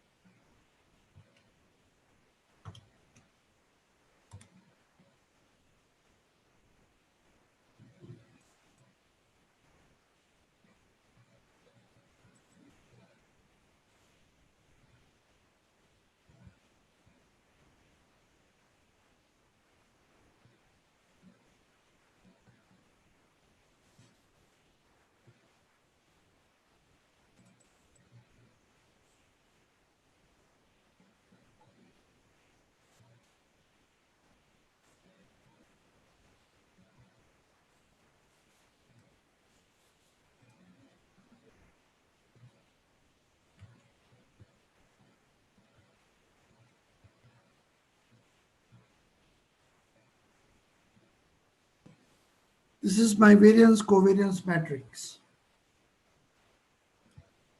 And we all know that variance covariance matrix is a symmetrical matrix. Whatever you have of above the diagonals, the same thing you will find below the diagonals. And that's the characteristic of a symmetric matrix. So Excel does not give me the complete matrix, but I need complete matrix for the calculation purposes. So what I do is I pick up the entries from below and paste them here.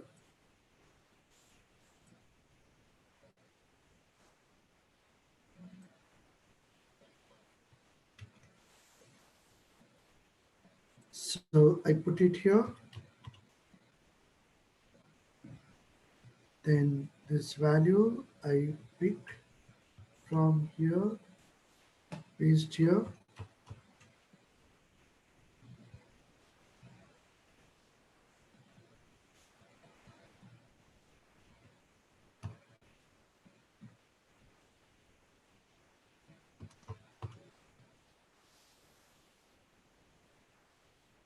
Similarly, from here, I copy and paste.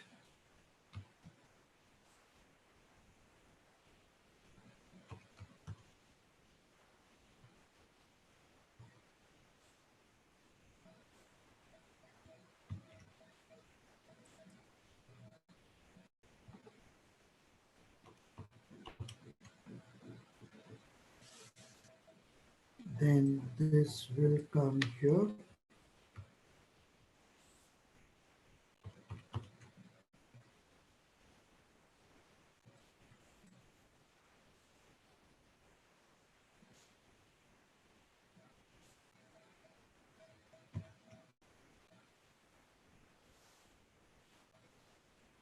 Sorry.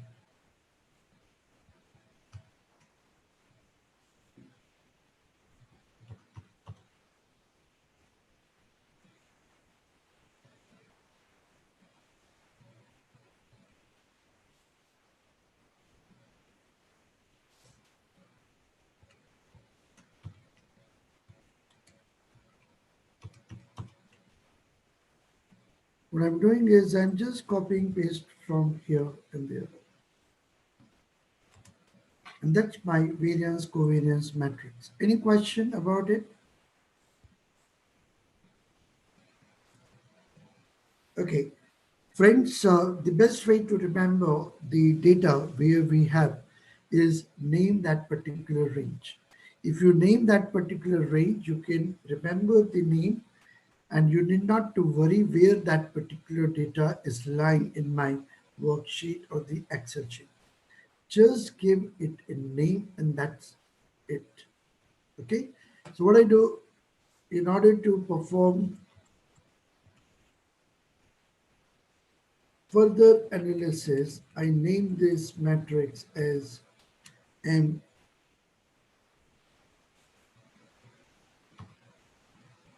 underscore co. So this is my matrix, which is of covariance. And I've given it a name, which is covariance matrix, M underscore covariance. Okay. Once you are done with it, let's go to the portfolio. I've taken some weights here arbitrarily. And this is my return. And how do we get the return? We take this is my matrix of the return. And this is my matrix of the weight.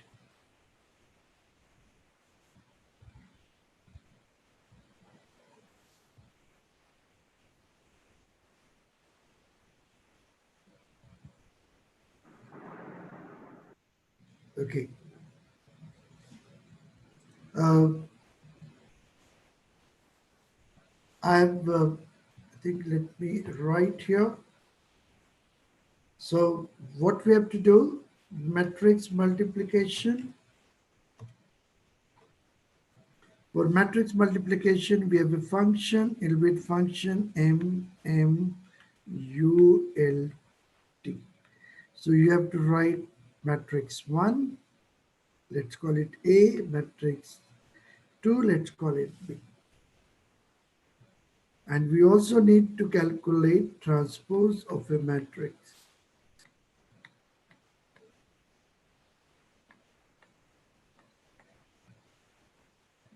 Like this. So if you remember, the return on a portfolio we define as a transpose of the weight into the return vector. Using that, we come out with this MMULT transpose of matrix.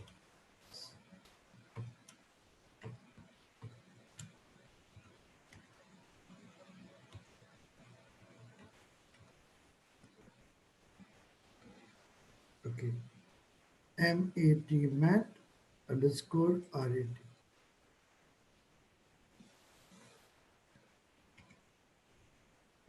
Then multiply it with by the weight WT is the name which I have given to the weights. And then it's an array function, so multiply, shift, control, enter, and that's how we get the return on this particular portfolio. Now the question is how to get the variance. Variance, if you remember, we define as weight of securities in the portfolio, they transpose the covariance matrix and the weight. That's how we get the variance. Once you get the variance, you can easily calculate the standard deviation. So first I write the formula for the variance, MMULT.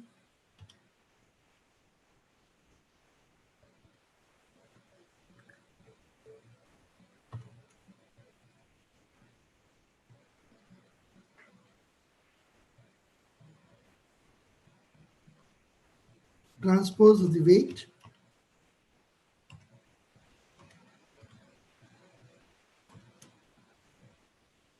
then I have to multiply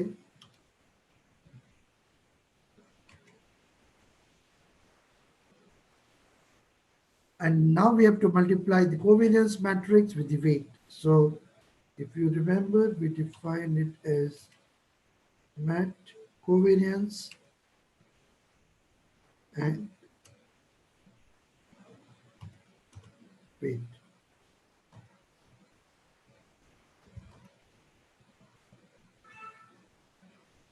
It's an array function, so we have to enter, shift control enter. That's how we get this.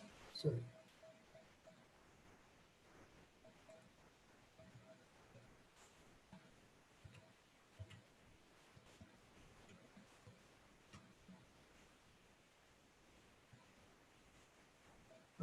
Let me check what is the name I've given by seeing the name manager. Okay.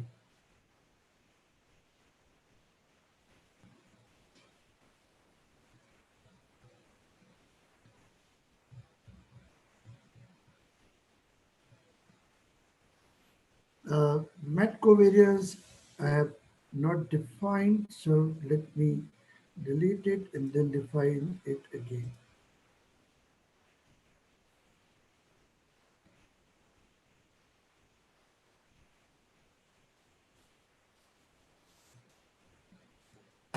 So select this matrix and give it a name as mat underscore covariance.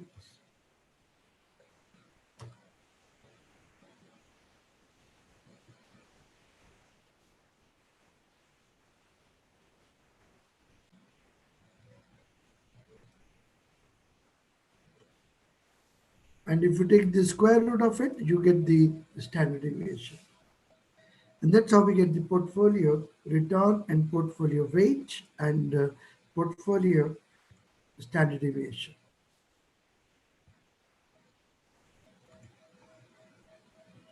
Any question before we proceed further?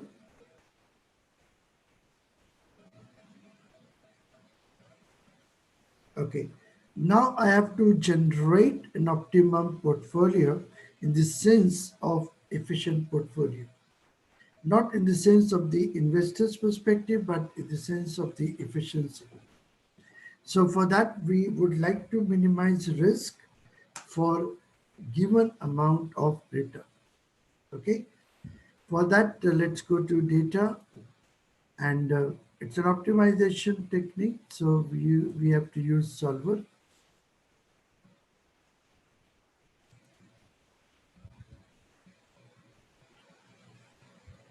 And let's see how do we do it by using solver.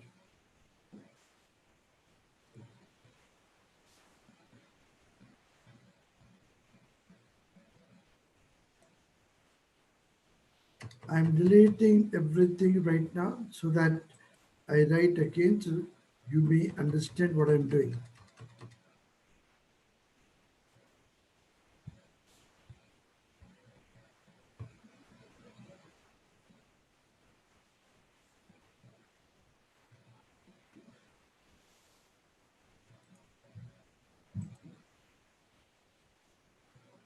Okay. Now, my problem is I have to look for efficient portfolio by minimizing risk, the standard deviation of the variance for a given level of return. In this module, we will assume that no short selling is allowed. The proportion of securities will always be lying between 0 and 1. Okay, so I have to minimize my risk, the standard deviation minimum, by changing the cells of the weight.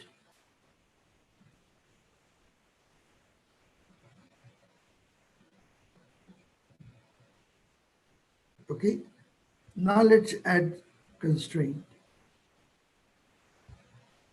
One of the constraint is that the sum total of the weights, that is this one, should be equal to 1.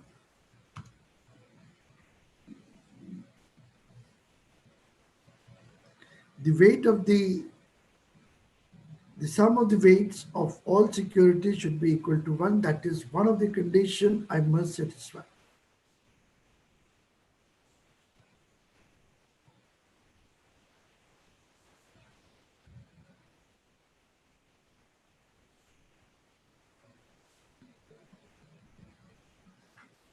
Any other constraint which you think?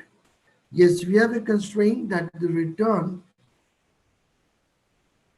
which you're looking at should be at least some number. And for simplicity's sake, let me take it as 0.04%. You can take any figure of the return provided that figure is within the returns of the securities.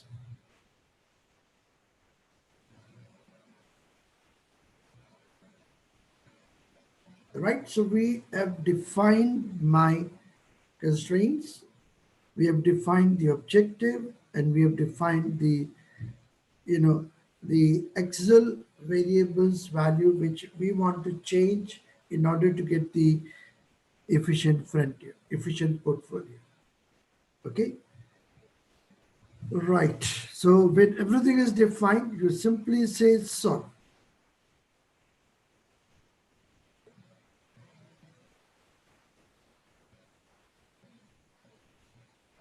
And it says keep your answer, that the answer which we get.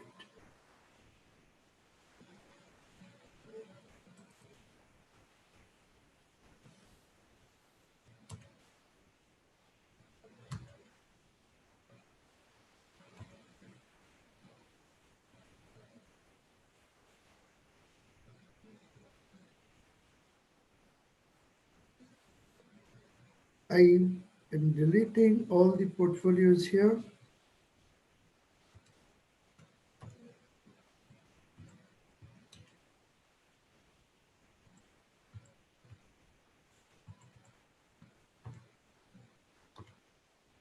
I get one portfolio which is equal to this one.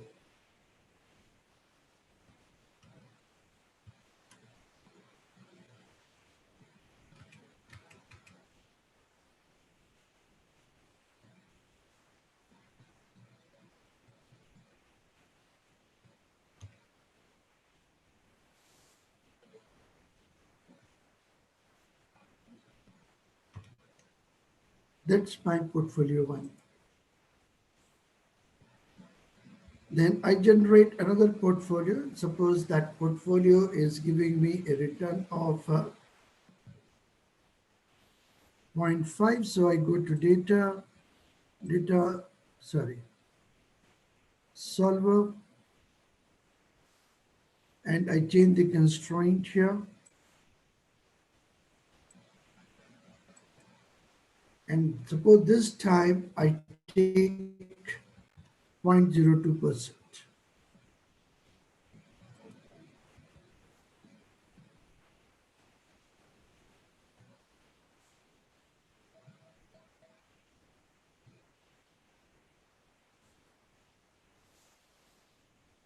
And we get the another solution.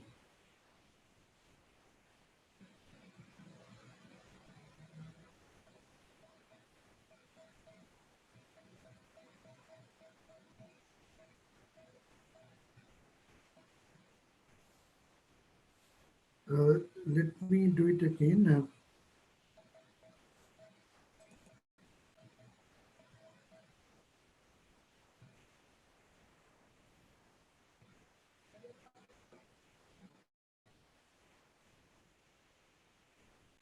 Suppose I take it here as a 0.45%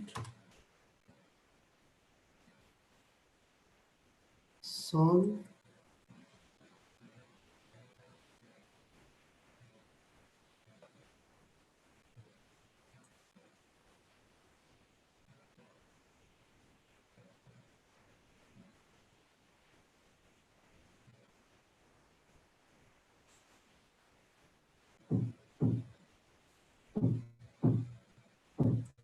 That's my second portfolio.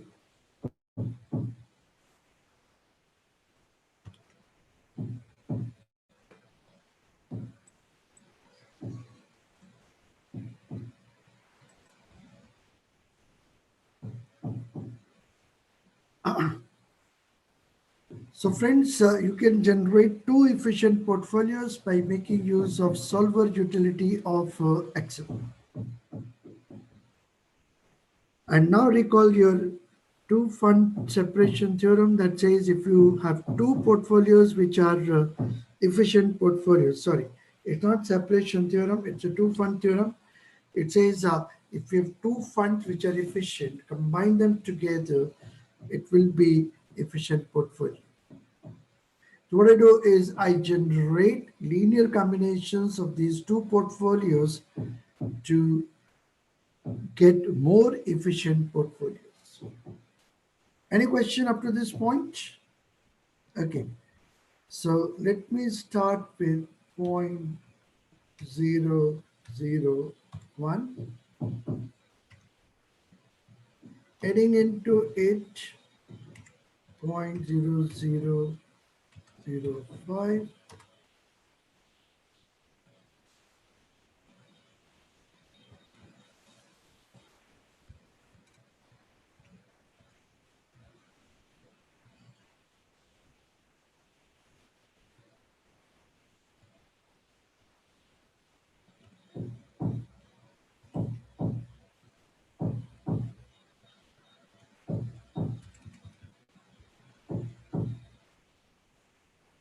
so let me generate the weights which I will be using to create portfolios, the efficient portfolios, which will be nothing but the linear combinations of the two portfolios which we have already calculated.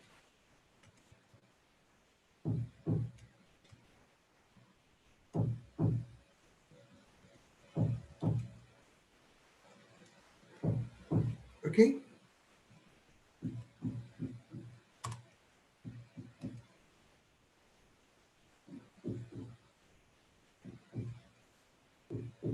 I think let me add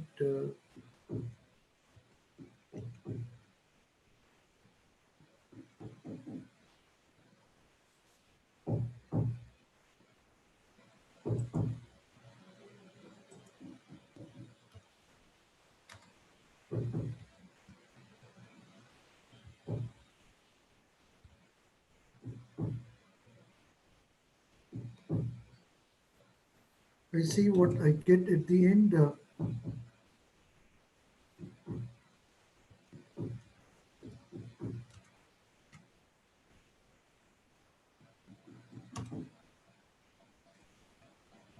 Yes, I think that will work.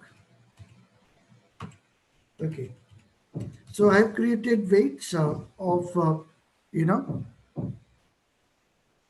generating the linear combinations of these two portfolios. How do we get them?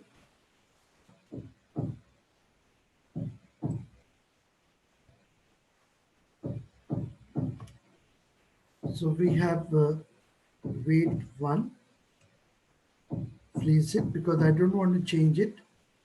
So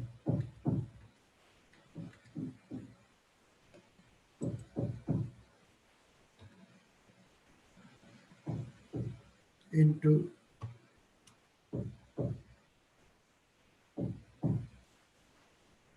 this.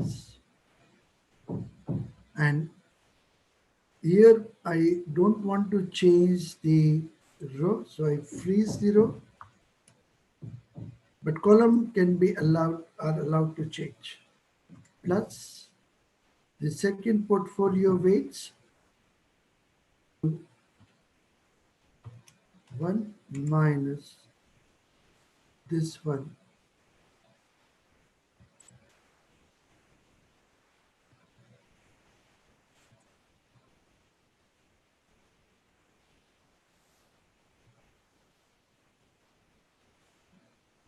This is minus,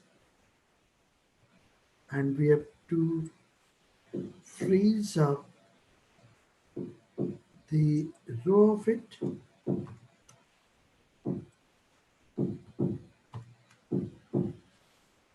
So friend, what I'm doing is I'm multiplying this with portfolio 1 and 1 minus 0.01.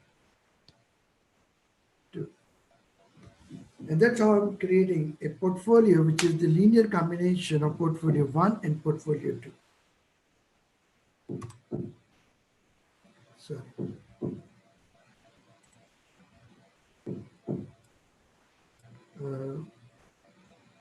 Sorry, the row should not be freezed, but the column should be freezed.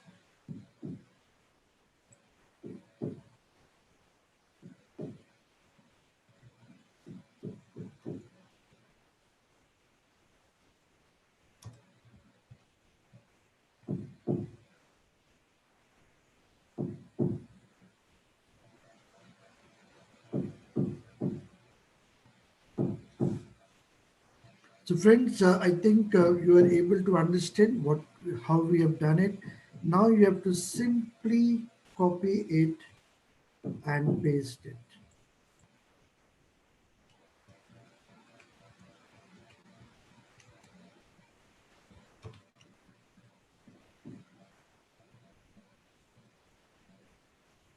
And once you have copy and paste it, then we can calculate the expected return and the variance of the portfolio by making use of these functions. If you remember, MMULT transpose of the weights multiplied by the covariance matrix multiplied by the weights. And that's how we get the variance of it, and you take the square root of it, you get the standard deviation. Any question now before we go ahead, friends? Any doubt, any query? No? No, sir. Okay, great. Those who are not feeling comfortable with insecurities, I can take the example of two security. And for two security case, if you remember, the return is weight of 1, return of 1 plus weight of 2, return of 2. And the portfolio risk variance is weight of 1, standard deviation of 1, square plus weight 2, square of second plus 2, W1, W2, and correlation between 1 and 2, standard deviation of 1, standard deviation of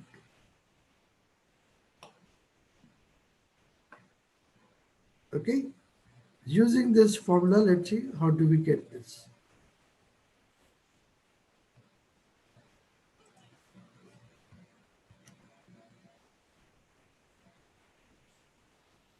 How do we get the daily return? Daily return is the sum product of the average returns and weights. So return will be correspondingly multiplied with the weights, and we will get this. That the return. And standard deviation, we get First, let me calculate the variance. Variance will be weight into standard deviation square plus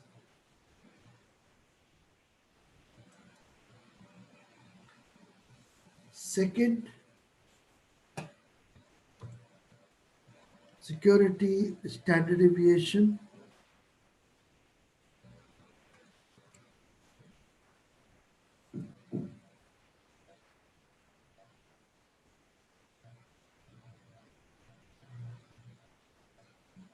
so into the weight of the second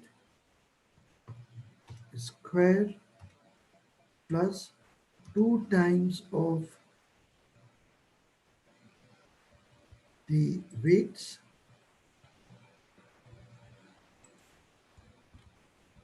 into correlation into standard deviation of 1 and standard deviation of 2.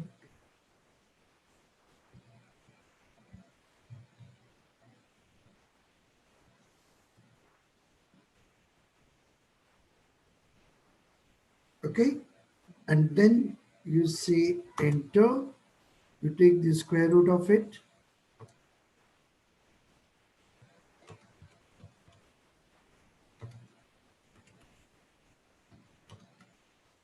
and you get the standard deviation. And these are the daily standard deviations. What we do, we have to analyze them. If we want annual figures, for that we have to multiply with number of working days. And how many working days we take for the calculation? Normally we take 250 or 250 days. In this example, I've taken 252 working days. So what I do, I multiply my daily return with 252.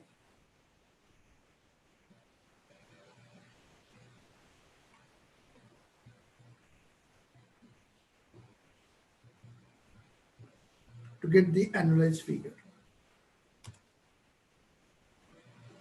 And to get the standard deviation, we have to multiply it by the square root of 252. And you will get the annualized volatility, annualized standard deviation.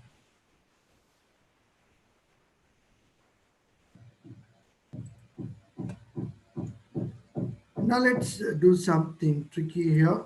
Suppose I change my correlation to minus 0.5, for example.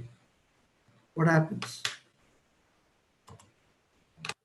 There is no change in my return.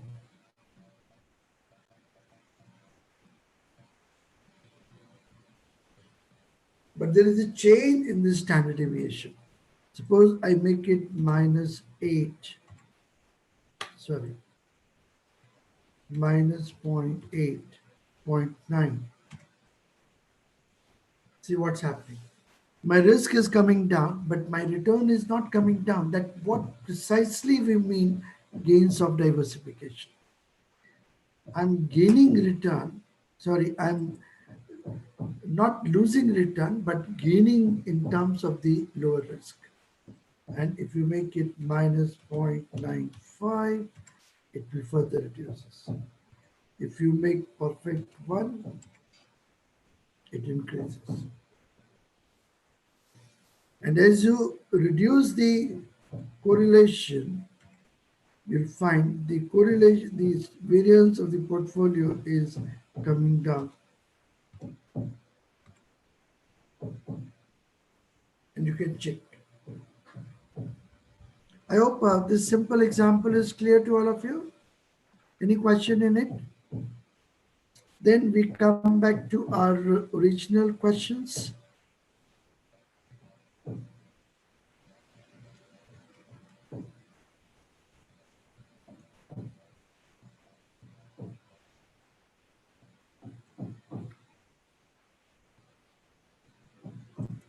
Portfolio.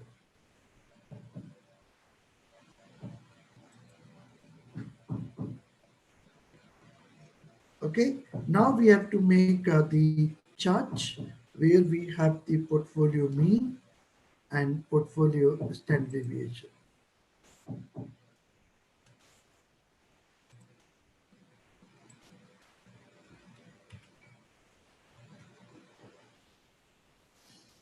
In search,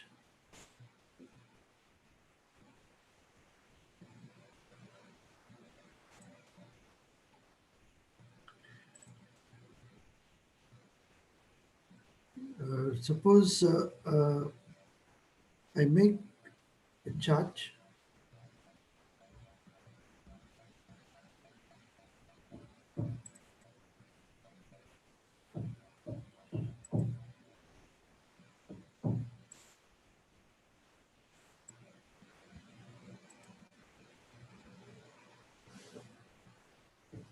but I have to check what I have taken on what axis. Select data, and the portfolio standard deviation is on y-axis. I have to change it. I have to take up, or I have to take the portfolio standard deviation on x-axis and return on y-axis. So I remove it and add series name is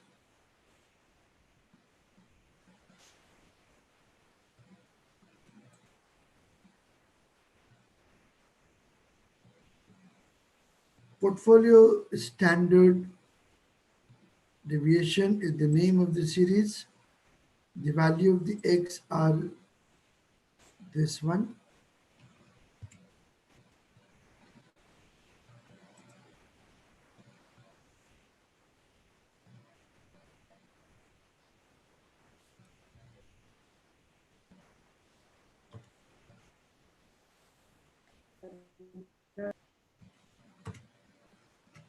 That's my portfolio standard deviation.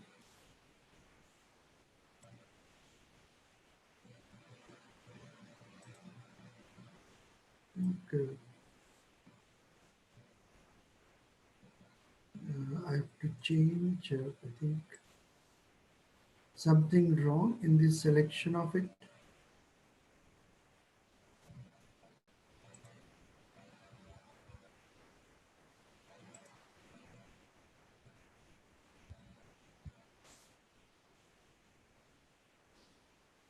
Series name is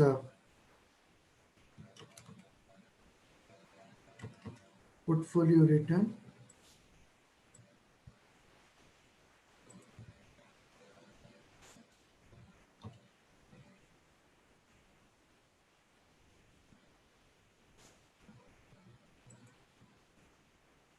X values are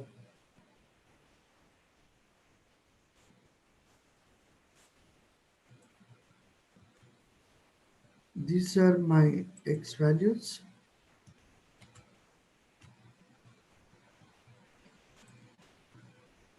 Series Y is my return data.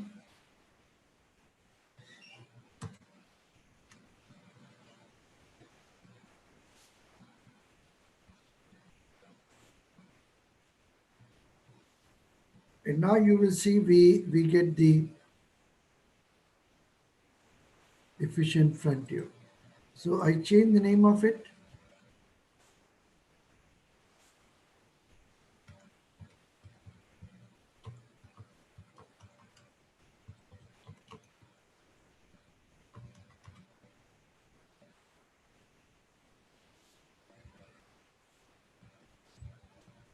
And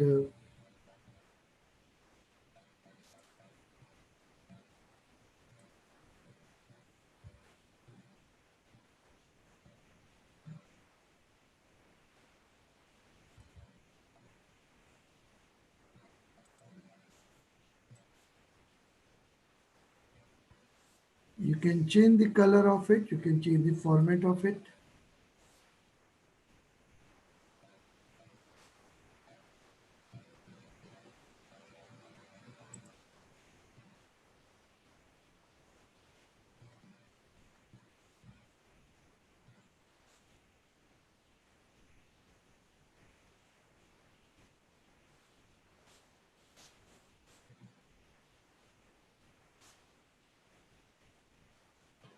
and I can fill it.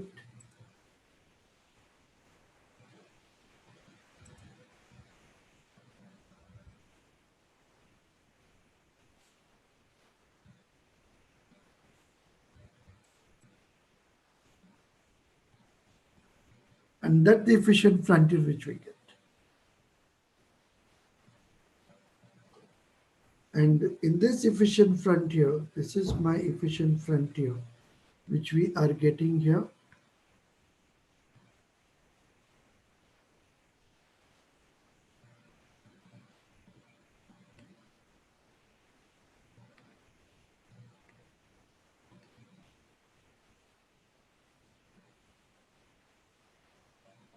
And in this, if you introduce the investors trade-off about risk and return in terms of its indifference curve map, you will get the optimum portfolio. Let me show you what I mean by this. I copy from here, take it to my Excel sheet.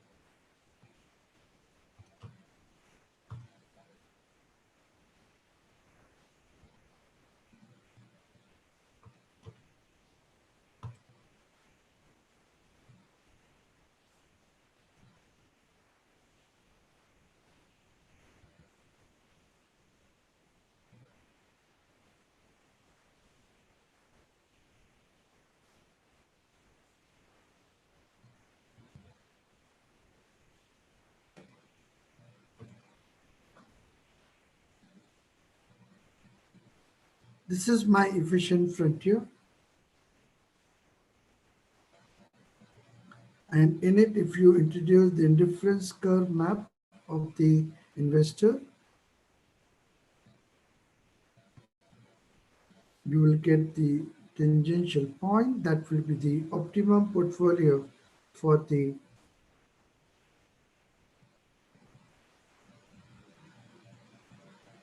investor.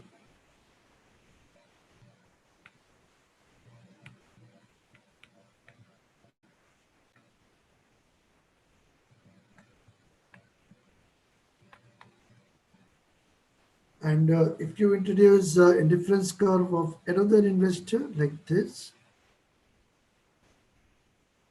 for him, this will be the optimum portfolio. So friends, what is required to do the portfolio analysis using Excel? Little bit of, matrix operations in Excel and calculation of the variance covariance matrix and calculation of the return.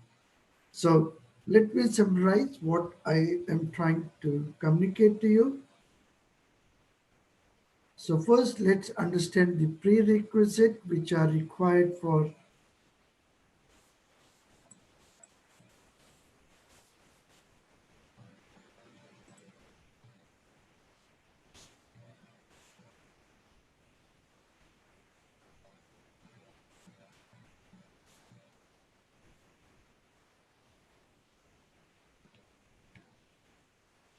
from price, we have to calculate return. That's our first step which we have to do. And this we do by making use of simple formula, that's P1 minus P0 divided by P0. Once we get it,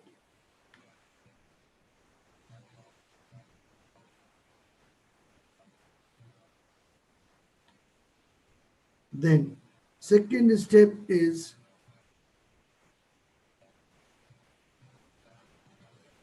sorry.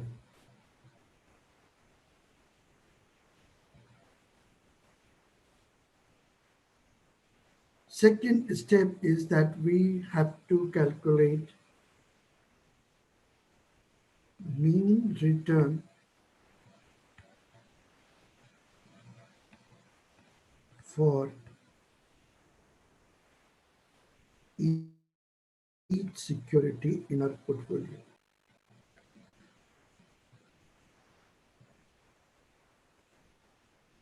Once you get the mean return, then we should work with variance covariance matrix,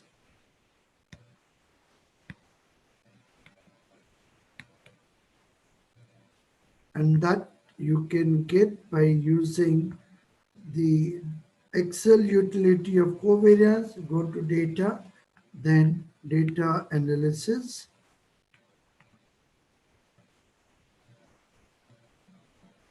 and select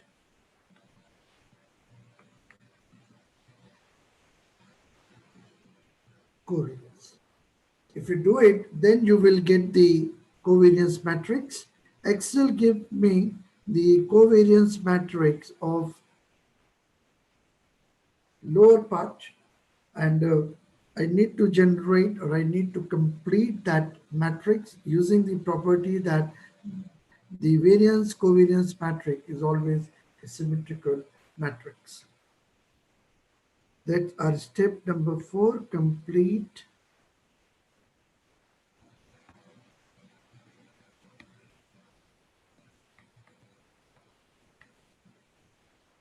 covariance matrix. Once you are through with it, then you get portfolio return,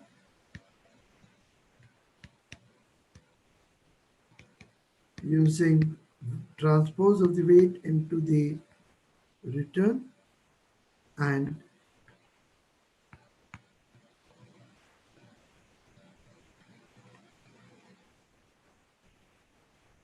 portfolio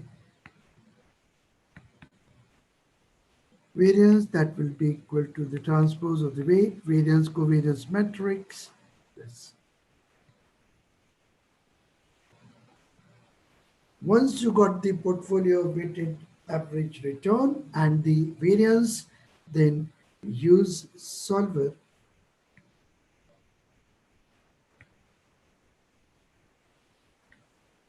to generate two efficient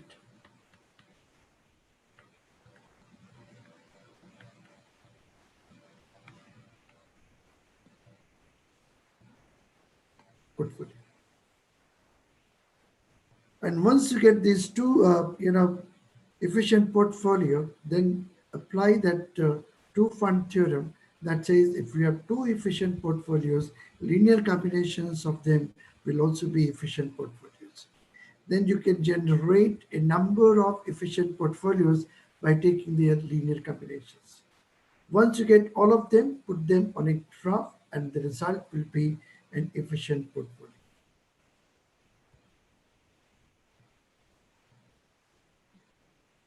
Like this, that's your efficient portfolio. Or if you want this, you can see it like this. You can give it a proper color. You can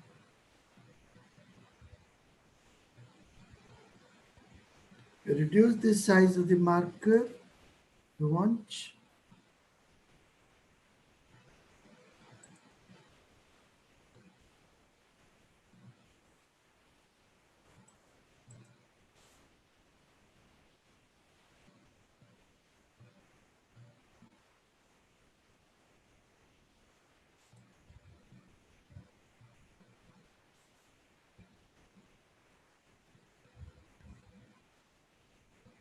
And you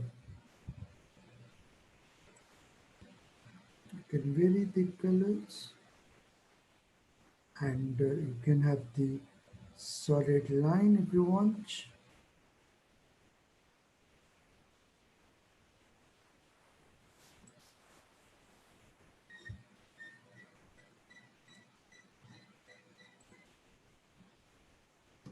and that's the efficient frontier which you get. So friends, I hope you are able to understand what we are talking about, and how can you do the portfolio analysis by making use of Excel. So friends, I hope you are able to understand how can you implement the Excel analysis by making use of portfolio. Okay.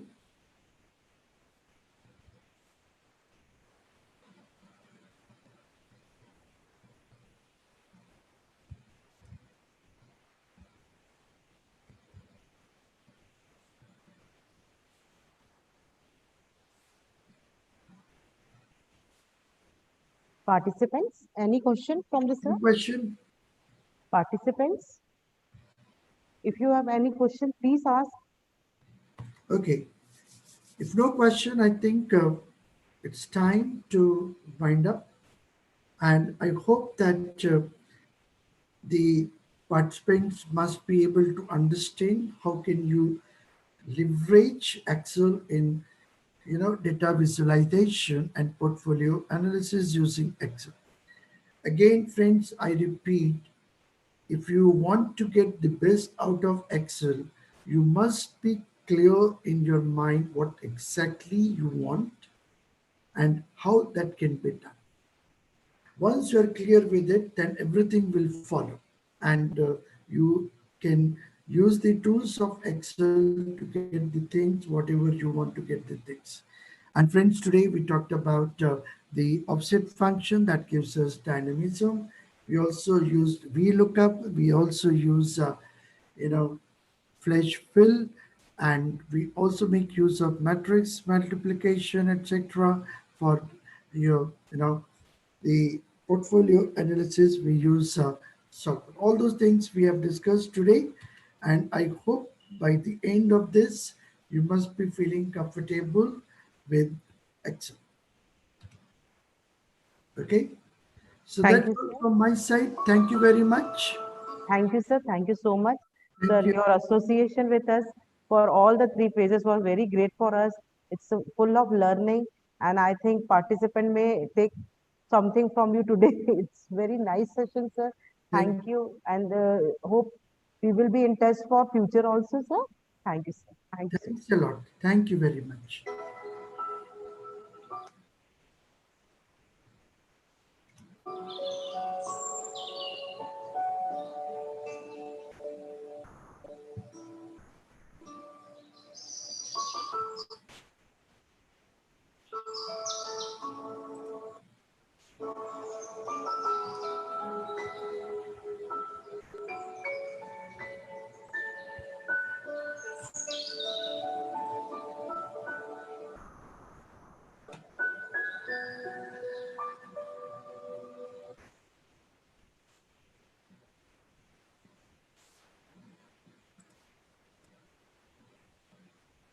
Participants, we are meeting soon at 2:25 for the next session.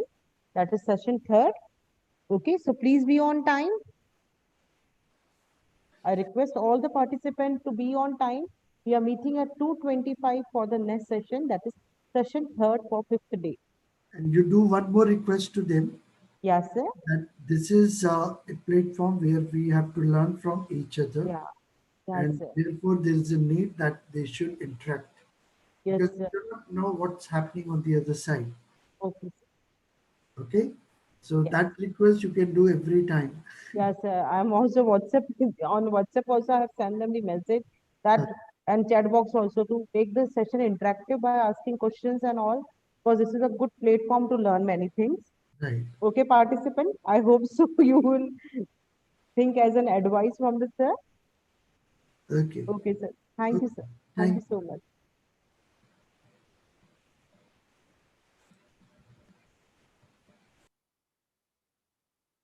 Participants, I'm sharing the feedback with you for this session. Please fill it. Your feedback really means a lot to us. I'm just sharing in the chat box.